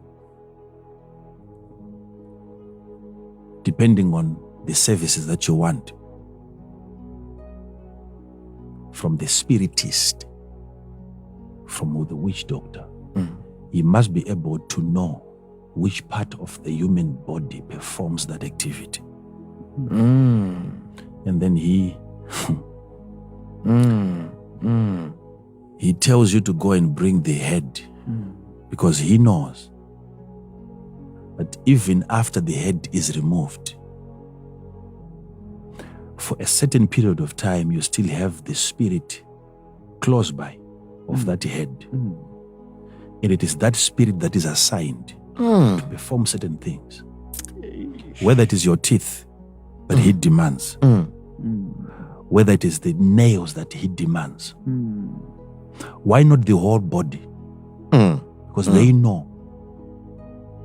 Some, they just do it, they don't even know. I'm actually teaching them why they do it. It's a fact. It's a fact.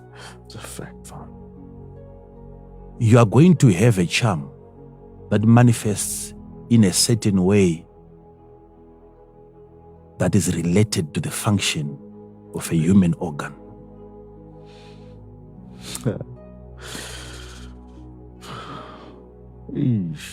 If it is productivity that you desire, they take a productive part of the human body.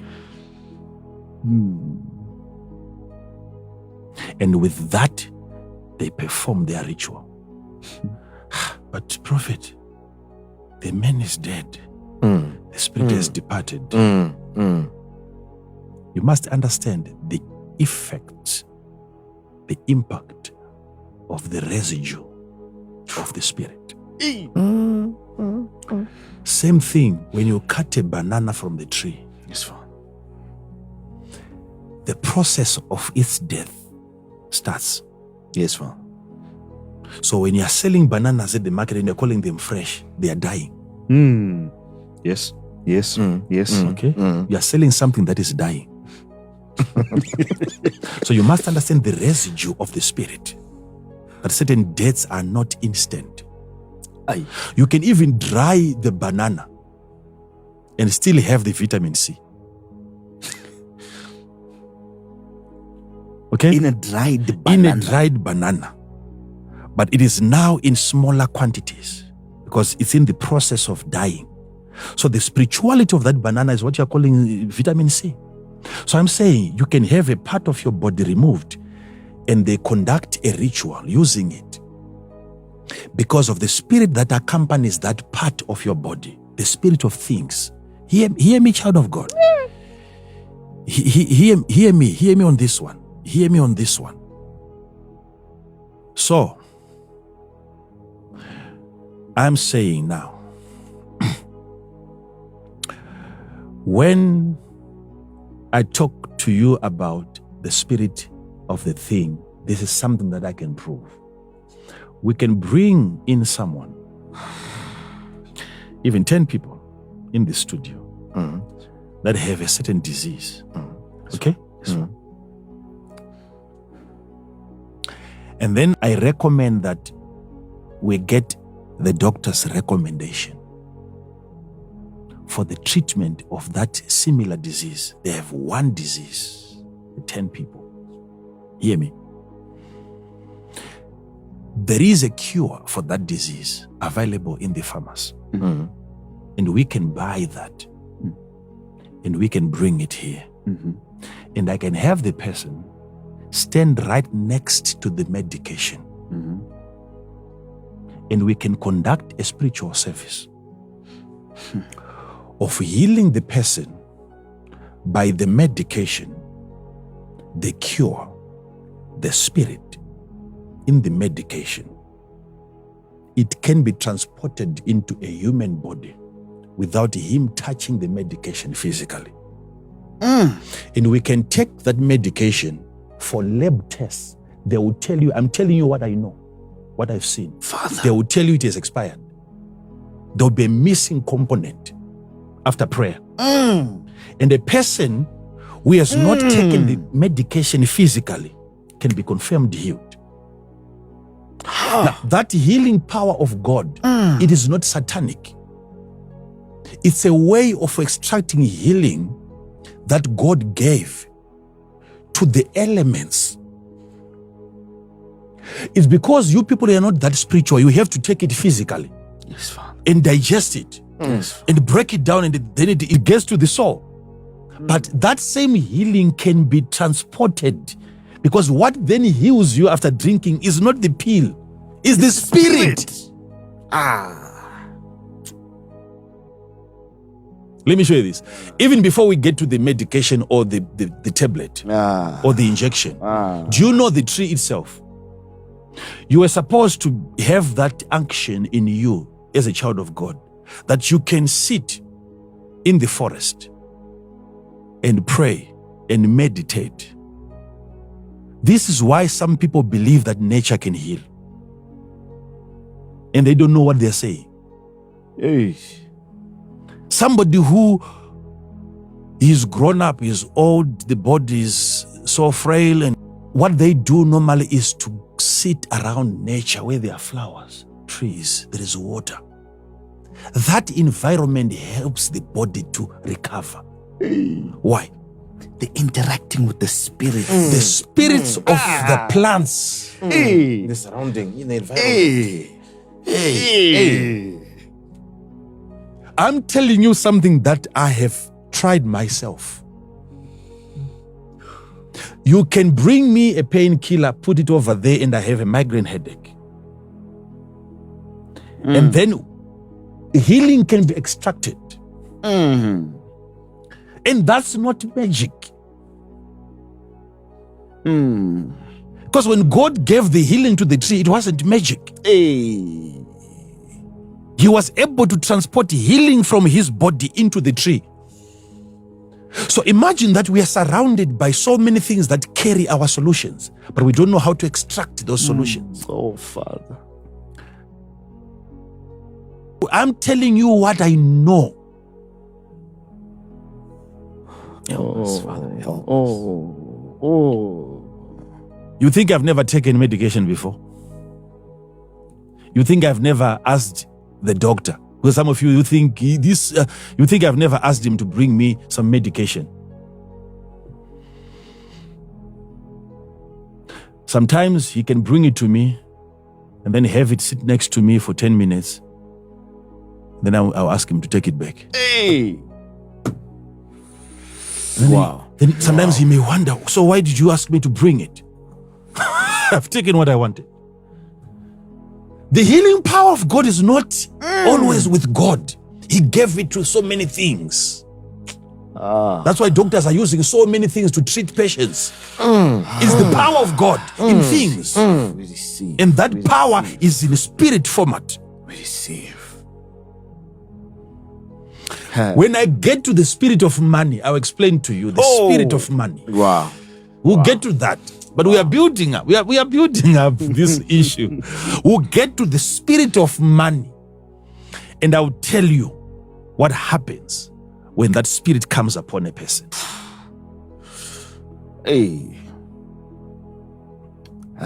Every part of your being carries a spirit. Why is it that they have taken investigative forensics to heights that you can never imagine? Now they don't need you to leave your ID on the crime scene. If you drop a piece of your hair, they've been working towards that, and they are working towards that, and they are succeeding very well. What is it with the hair? That they can pick the hair, investigate the hair, and come up with the DNA.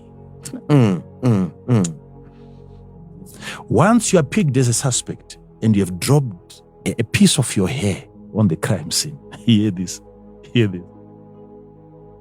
What do they find there? The DNA of a thing is a living thing.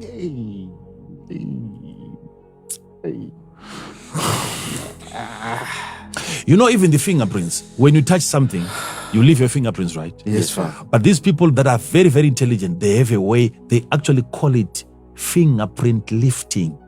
Can you imagine that somebody can walk into a room and lift, hand pick a fingerprint, and they transport a fingerprint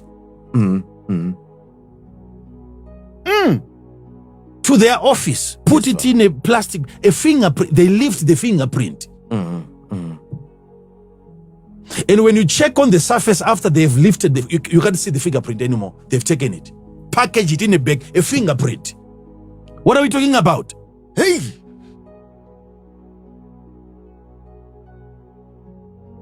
So now I'm showing you, I'm giving you a very straightforward example here. Yes, Father. Which can be proven scientifically, because some they think we're just talking about the Bible. Science can prove this. Even more than the blood, because they say when they get to the crime scene and then there's the blood of the criminal. Yes, with the blood they can pick that there is a DNA here, right? Yes, Father. But sometimes they say, who knows, in the process of fighting, the victim also bled. and the criminal also bled. So there is a cross-contamination of the DNA. In that way, they won't be able to successfully tell. To separate that DNA is very impossible. But they say if we find hair, we can't have hair that came from two people. Each individual hair. Imagine. There's no cross-contamination. Wow. So they are working towards that because there is something about the person that remains in the hair. Wow. Now, if you don't believe in that science, still at least you believe in the Bible. Did God not say in his word that the hair of the woman is her glory? That word glory is different from the kabod or kavod. The glory of the hair of the woman is the doxa. The doxa means opinion or judgment.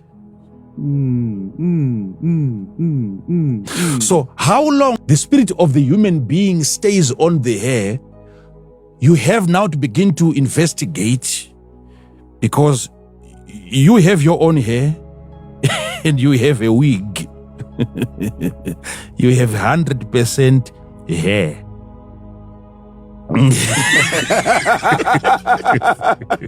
And you wonder why it is the most expensive. You're buying a DNA. So now imagine you have two women. You are dealing with two DNAs in one house. If the hair of the woman is hair covering, now you have hair that you use to cover a different personality. And the spirit of that individual still remains in the hair. Hey. And then you have that hair laid upon another person who has got her own hair, which seeks expression. And then her own hair is covered, suppressed by another DNA that comes to be superimposed upon her own DNA. Do you know they can tell that this person was an alcoholic by analyzing the hair? Oh, Father. I'm telling you. The lifestyle of the person It's in the hair. in the hair. There is blood actually in the hair because it is drinking from the blood. Wow. Wow. So imagine if you have that doxa now, you have another woman's opinion upon another woman. There is a judgment on your head. And then you wonder why you have different characters. 17 manifestations On one person. on one person because there are 17 weeks. Now, I'm not attacking that. I just want to, because you may say that, so is it wrong? I'm just saying you must have power over the spirit of things. Yes. Before you use them. Yes. Wow. You must know. Yes.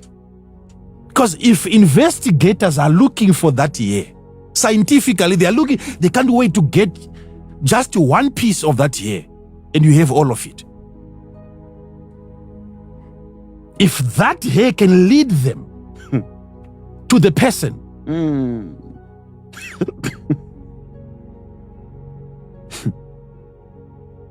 go and find out how they found out the man who killed Bill Cosby's son. When the weapon was found, the hair was also found. After how long? There is still life in that hair.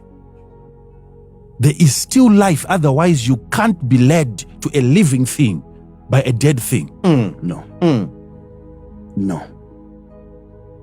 You still can extract a lifestyle from something that is already detached from the person. The spirit of things. The spirit of things. But you know, sometimes if you get into a restaurant, right, and then you find that there is hair in the food, You won't eat it. No, you will not. Okay. But sometimes if you realize that you were cooking for yourself, and then when you are eating now, you find that there is hair in the food. You suspect whose hair is that? Yours. You said it's my hair. Yes, Father. The way that you treat your own hair is different Yes, from the way that you treat another person's hair. Yes, Father. Yes, You see, but it's funny that when you have 100% that came from another person and it falls into the food, you still think that that is your hair.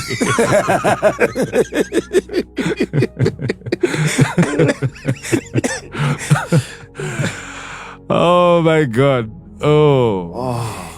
The residue of a spirit. Yes. But you see, the scripture tells us that, of course, the 1 Corinthians 11, verse 15. Thank you, Father. But if a woman have long hair, it is a glory to her, for her hair is given her for a covering. So the hair of the woman was given to her for what? A covering. It's a covering. It's a shelter. Yes. You can press the word glory there. Glory. Wow. According to Strong's, doxa, opinion. So it's opinion and judgment. Judgment And view. it's a view. It's a view. Hey.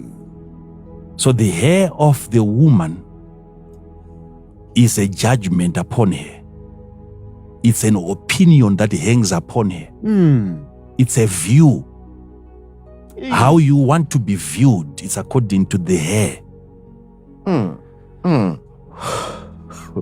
There is an emission. There we go. By the hair that you can be accepted in a certain way according to what is being emitted by your hair. The view, how you are viewed and perceived, is according to what is coming out of the doxa, the glory of the hair. And then you have another woman's hair. And then you wonder why your husband is treating you like that with all the good things that you're doing for him. Yet there is a negative discharge. Remember I told you about the terrestrial radiation. Wow.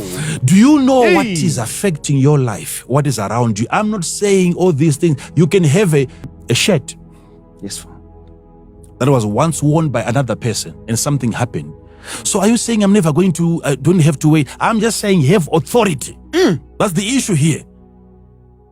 Before you start interacting with these different spirits, you must have a superior spirit that overrides every other spirit and take charge of the things by controlling the spirit that controls the thing. I hope our people are understanding. They understand. Do I need to elaborate on something there? They are.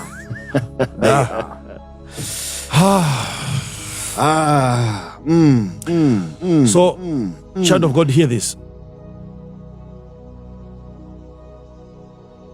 The rocks, they have life.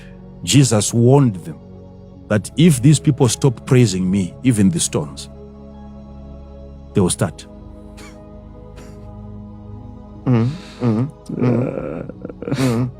I'm saying when we start destroying nature, we are destroying the source of our healing. Because we should be able to interact well and coexist with other creatures. We shouldn't be cutting down trees everywhere. Because they are there to service us and to help us. Look at even the oxygen that we are breathing. Yes, Father. It's a spiritual thing. You know what you people think when you're breathing? You must understand which part of you is breathing. Which part of you survives on that? When you talk about the spirituality of a person, some people, they think it's the part that breathes. Yes. That's the one you're thinking. Yes. A spirit doesn't breathe. Your spirit doesn't require oxygen for it to survive.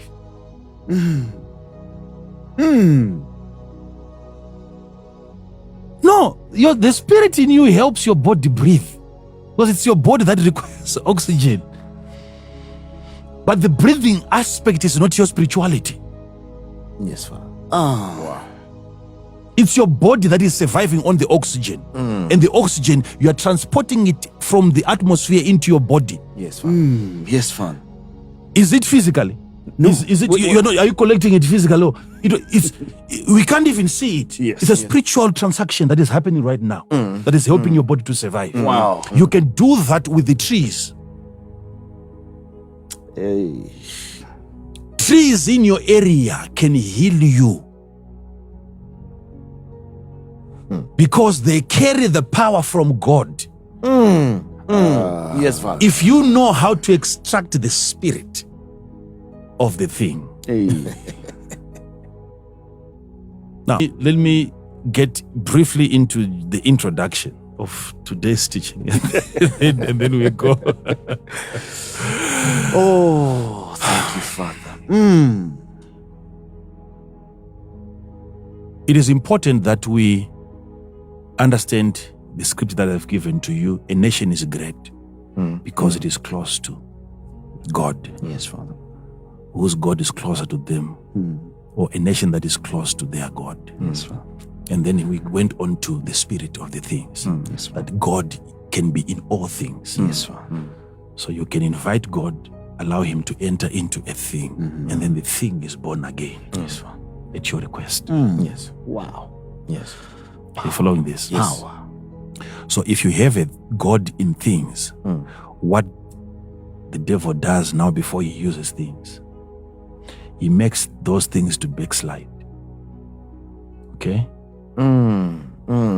Please explain. Yes, because the God in a thing can be removed. Please explain, Father. Yes. Because you can't give that thing a different assignment unless you have dethroned the already existing lordship over that thing.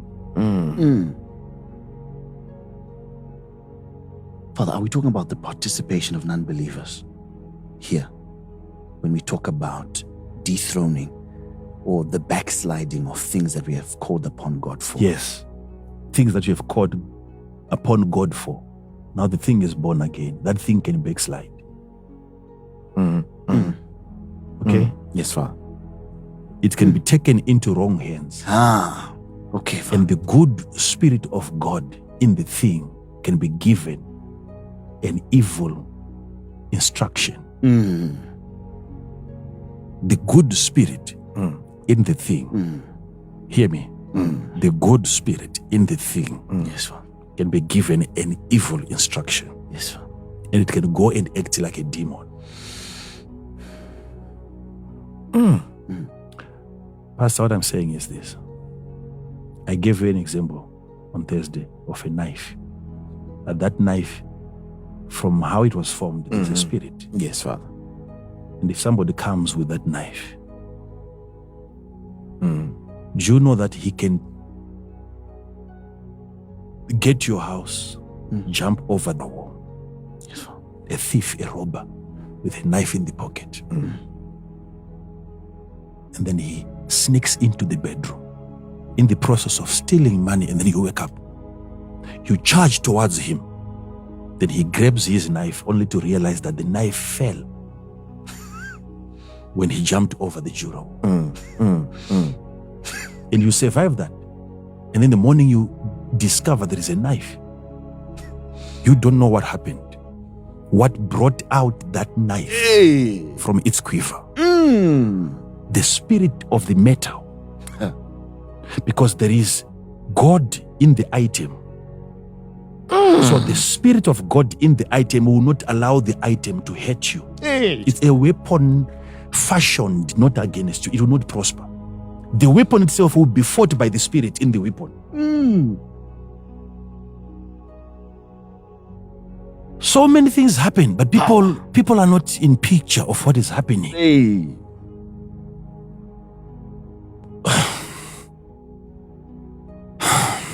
This is People have taken poison. You will eat any deadly thing, it will not hurt you. Yes. Why? The spirit in the thing will not support the agenda. Everything will work out for good for those that love the Lord, who are called according to his purposes.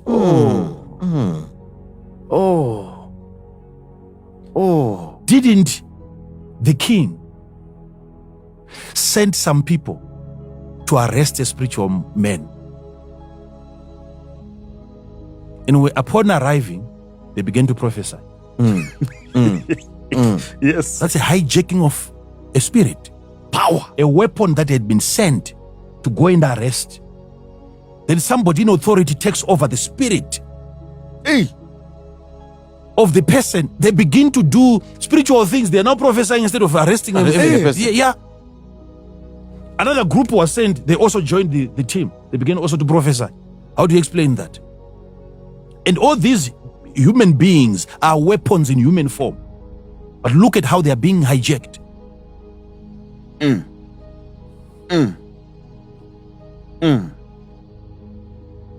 Are you following me? We're following, Father. Yes, Father. Yes, Father. So I have to teach you now, maybe midweek again, Yes, and then I thank you, explain. Father. Thank you, Father. I Thank explain you so this. much. What I wanted, what I came here carrying, is not what I gave you now. What I wanted to touch on is this: the spirit that is placed by God to be in charge. Before we get into that, you must understand what is responsible for the creation of most of the national problems that we see, especially in Africa. Yes, Father. Did I not teach you, pastors, that you are at the center? You have your past, you have your future, and this is the present. Yes, Father. You have to understand when you are dreaming. And I said, where are you? Yes. Is it in the present? Is it in the past? Is it in the future? And again, you have to understand which part of you is dreaming. Yes. Is it your soul or is it your spirit? And I also said, you must understand again the reason why you are not dying. Yeah. After going to United States of America and coming back as a spirit or as a soul, the reason why you are not dying is because it's not the spirit that has left you. It's the spirit that has extended itself. The elasticity of the spirit. Yes. Oh my God. Hey. So you can go to the past, get to the future. Then ultimately, the most powerful thing that I say that I want you to remember before I start this particular segment is that you have to invest more into the future than into the past. Every investment that you did in the past must be outweighed by the future investment. Yes, Father. Yes, Father. Yes, Father. The biggest problem that we have in Africa is because we have the majority of our investments in the past. And I said, if you have a bigger, a greater, a powerful emotion or magnet in the past,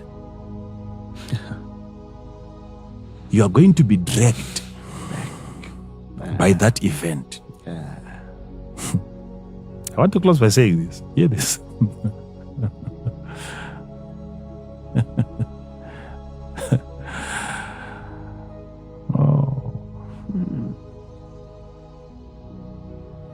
It's just a clue. I feel I should have touched on this today. Anyway, I said if the metal is bigger than the magnet, the magnet will be drawn to the metal, though it is the magnet. By its own field. Its own field will affect it. And I said, if you are the magnet, become bigger than the object. Yes. So that you can move the objects from the past to your present. But if you have an event in the past which is greater than an event in the future, You are not walking towards the future. Africa is not going into the future. Africa is going into the past. Because that is where we did something significant. What am I saying?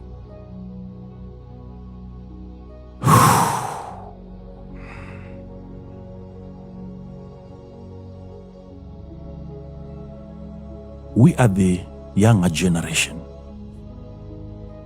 We didn't see what was happening during the liberation struggle. But the moment war is mentioned, not even fought, the mere mentioning of the word itself, war.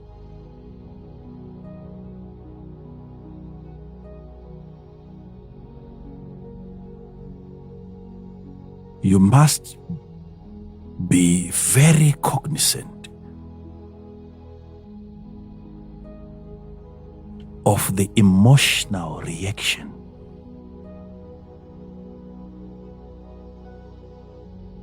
by the people involved.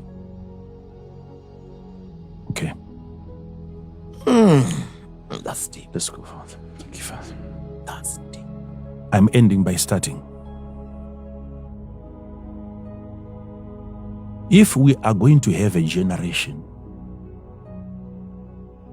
of young boys and girls that have no regard whatsoever, that have no respect, a younger generation that does not consider what was done by their forefathers, which was fighting for their freedom. If a freedom fighter, hear me on this one. I'll touch two areas. If a freedom fighter, if he's not respected, there is a curse over the upcoming generation. Heroes must always be celebrated while they are still alive. It wasn't easy for them to fight the war that they fought. So the celebration of the heroes must be an event that takes place every single moment. Those people must be honored and be saluted everywhere. Are you following this? That is how the blessing can be handed over to the next generation. In case they will have their own war, they need the blessing of those that would have fought in the past to be handed over that ability that secured their victory. That's why you can only be blessed by the one who is blessed. You can only have victory from the one who has it. Yes, sir. Now, I want to say something there. So I'm not talking about one nation, I'm talking about all the African countries that fought so hard to liberate themselves from their colonizers. Colonization was a very strange thing. But the struggle, hear me, the struggle was extensively emotional. That our fathers that fought discharged a lot into that war zone to an extent that if they are not prayed for, that emotion, whenever they think of that conflict, they are drawn back into the past. This is why they can hardly complete a statement, a speech, without taking people back to the past. What is dragging them there is the emotion, the reaction. Because when the man was in the cave, shaking, and you know the enemy is approaching, you're hiding behind the bush, and as they are walking past you, everything about you, that emotion, the fear, becomes an establishment that will haunt you. Wherever you go, When then you become a leader, be very careful. You are going to be tempted by dragging every person that you find during your present state. You drag those people to past events. And people are wondering, why is it the majority of their speech does not deal with the future projections? Because they have never been, there is no emotion in the future, there is no vision about the future, there is no dream about the future. Every investment is in the past. And then people wonder, why? And to make matters worse, you know what you do also? If you also want the current generation to be victimized by your past experiences, you can transfer that emotion into a book. Okay? You can be trained. You can be made to participate in a war that you never fought by constantly hearing from somebody who is being affected by his past. You can read a book and you can have your own emotion being affected. Because emotions are transferable. They are contagious. A story can be told and then you go to bed, you can't sleep. You can suffer the same afflictions that the person suffered from just by listening to them.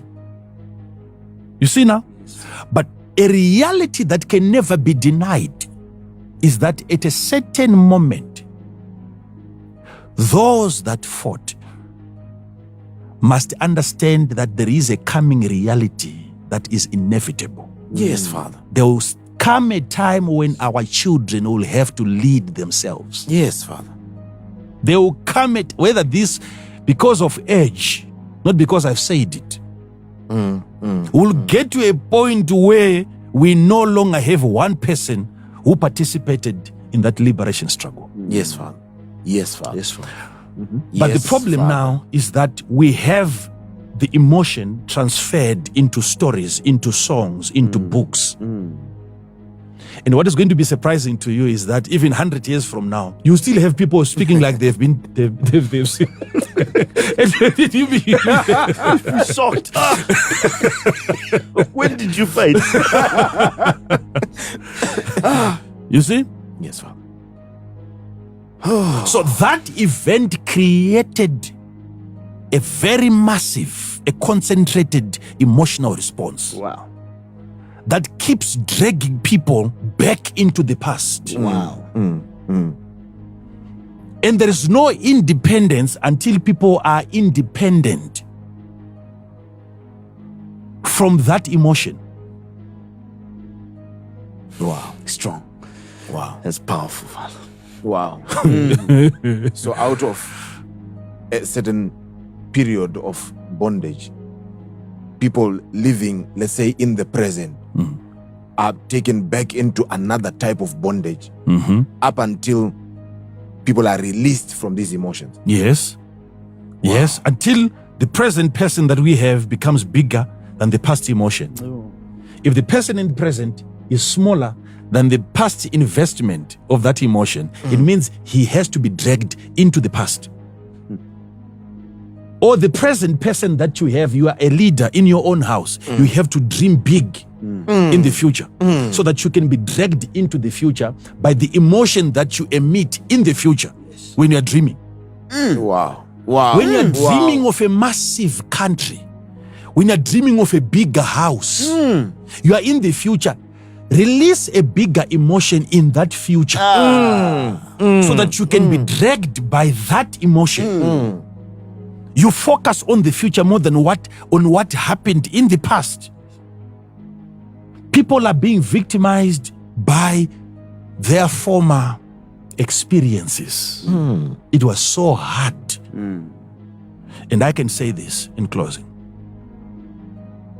If you want to be celebrated as well, even by your children, if your children are ever going to say, we have a father in the house who is a hunter, you must never go out and hunt and you catch a deer and you roast the deer in the forest and then you eat the deer in the forest. your children are never going to know that you're a hunter. The narrative that we had our fathers fighting for us, that narrative must be substantiated with evidence. Those that did a marvelous and an excellent job of liberating the nation, the idea that is circulating in the minds of the younger generation is that they were doing it for us. Don't let them think otherwise. The day the younger generation realizes that whoever was fighting for himself, then you forfeit your recognition, your celebration diminishes. Yes, Father. Yes. It disappears. Yes, Father. Yes, Father. When you come from the battlefield, there must be an equal distribution of the spoils, so that those that were left at the river when David followed after the enemy, when they were coming back, David said, those of you guys that went and you fought, whatever you got from the fight, it was God who gave us victory. Let us share with those. Yes, Father. The sharing of the spoils. Father, it will dawn on the minds of the children that our fathers fought for us when the spoils are handed over to them. When we still have the spoils and benefiting from the spoils, we fought for ourselves. Yes, Father. Yes, Father. Yes, Father. Yes, Father. Imagine when we realize that all that Jesus did, the death he died for himself, how disappointed we are going to be as Christians. But what gives us joy is knowing that everything he suffered for us. That's why we love him. That's why he's the greatest leader. Yes, for us. Yes, Father. But with any other leaders, evidence keeps manifesting that whatever was done, it was done for themselves. We are now beginning to get into national solutions now. Yes, Father. Thank you, Father. People are victims of the past. Because we are saying we can't sit down and watch these youngsters and these rascals come and destroy the nation. But eventually, because of time, the effects of time, those that never fought for it will reign.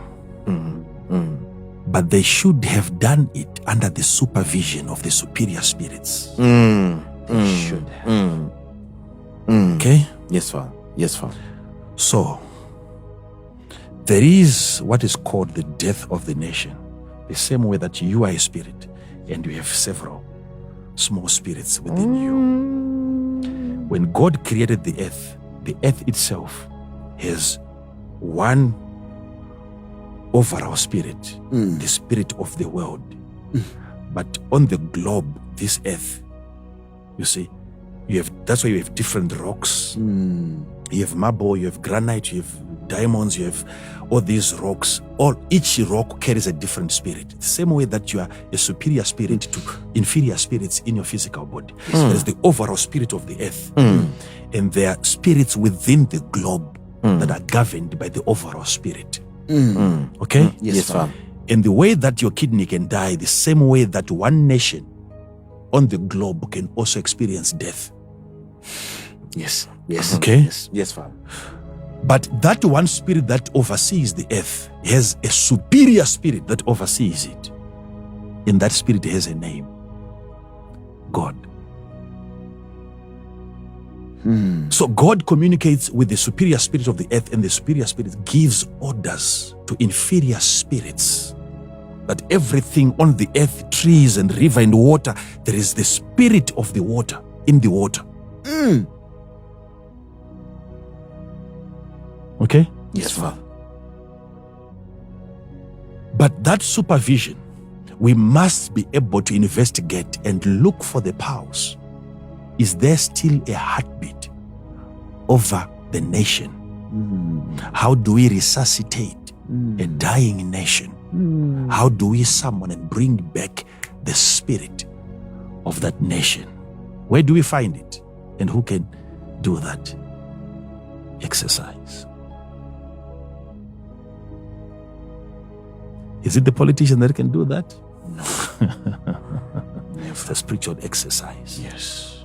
How do we bring back the departed spirit of the nation? I will pick it right from there and then go on. I'm sure on Thursday, but we have taken too long. Let's quit for now. So as I leave you for now, remain in the grace of God. I declare you blessed. I declare you blessed. Thank you. Wow. My Father, thank you. Thank you. As you're ministering, you know, when you minister, it happens that I visualize myself as somebody in a certain place because of the way you explain things. And it was like I was moving in a place that I didn't know. But as you kept on speaking, as you kept on teaching, as you kept on elaborating, it was like light was coming all over. This is because of the way you do your things, the way you explain, especially the things of the Spirit. You know, when you travel on a journey with somebody who has been there, with somebody who has experienced the environment, you feel so comfortable knowing that the person that is leading you knows. And that is what you have shown us this morning. I was trying to just look at all the things that you have taught us. My Father, this realm of the Spirit in things, who would have known that there is one living in the midst of man who understands the Spirit in things? You can never teach such without understanding. Who would have known that there is one in the midst of men who understands the composition of spirits, the elasticity of spirits, the mechanics of spirits, one's ability to even manipulate not just spirits, but ensure that the Spirit of God is found in things? Who would have known that the things that make us cry every single day, though we may not be able to put a finger to them, there is a man in our midst who has the solutions? You talk about the emotion that you've just highlighted. Progressiveness can never be explained, or development or movement towards the future can never be explained in a better way than what you have just highlighted. Nobody could have ever taught men the way that you have taught us. My Father, I thank you for what you are teaching us. You are equipping us. You are empowering us. You are teaching us about who we really are and the way we really are supposed to be going. And no man without love can teach that. Thank you for loving this generation. Thank you for loving us. I appreciate your welcome. Thank you. Ah, thank you, Father. Thank you. Thank you, Father. Father, we are so grateful. Father, we are so grateful. What can we say, Father? What can we say? Father, this is power. This is strength. This is life. This is light. Superfluity. Father.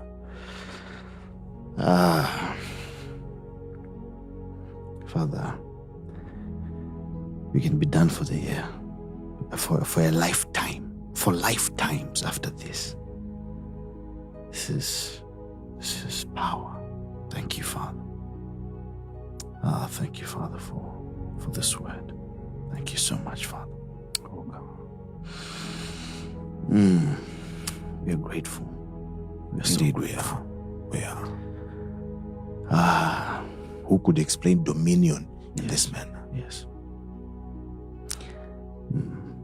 I've seen the glory of God today. I'll continue to see it. I want to live in it, experience it, touch it, see it, feel it. I don't know. Have we gotten into the revival yet? Are we yet to get into the revival? I don't know. I don't know. I don't know. But we are becoming something formidable, something with immeasurable fortitude. Wow. We're so blessed. We know that you are blessed. Till we meet again next time. Shalom. Shalom.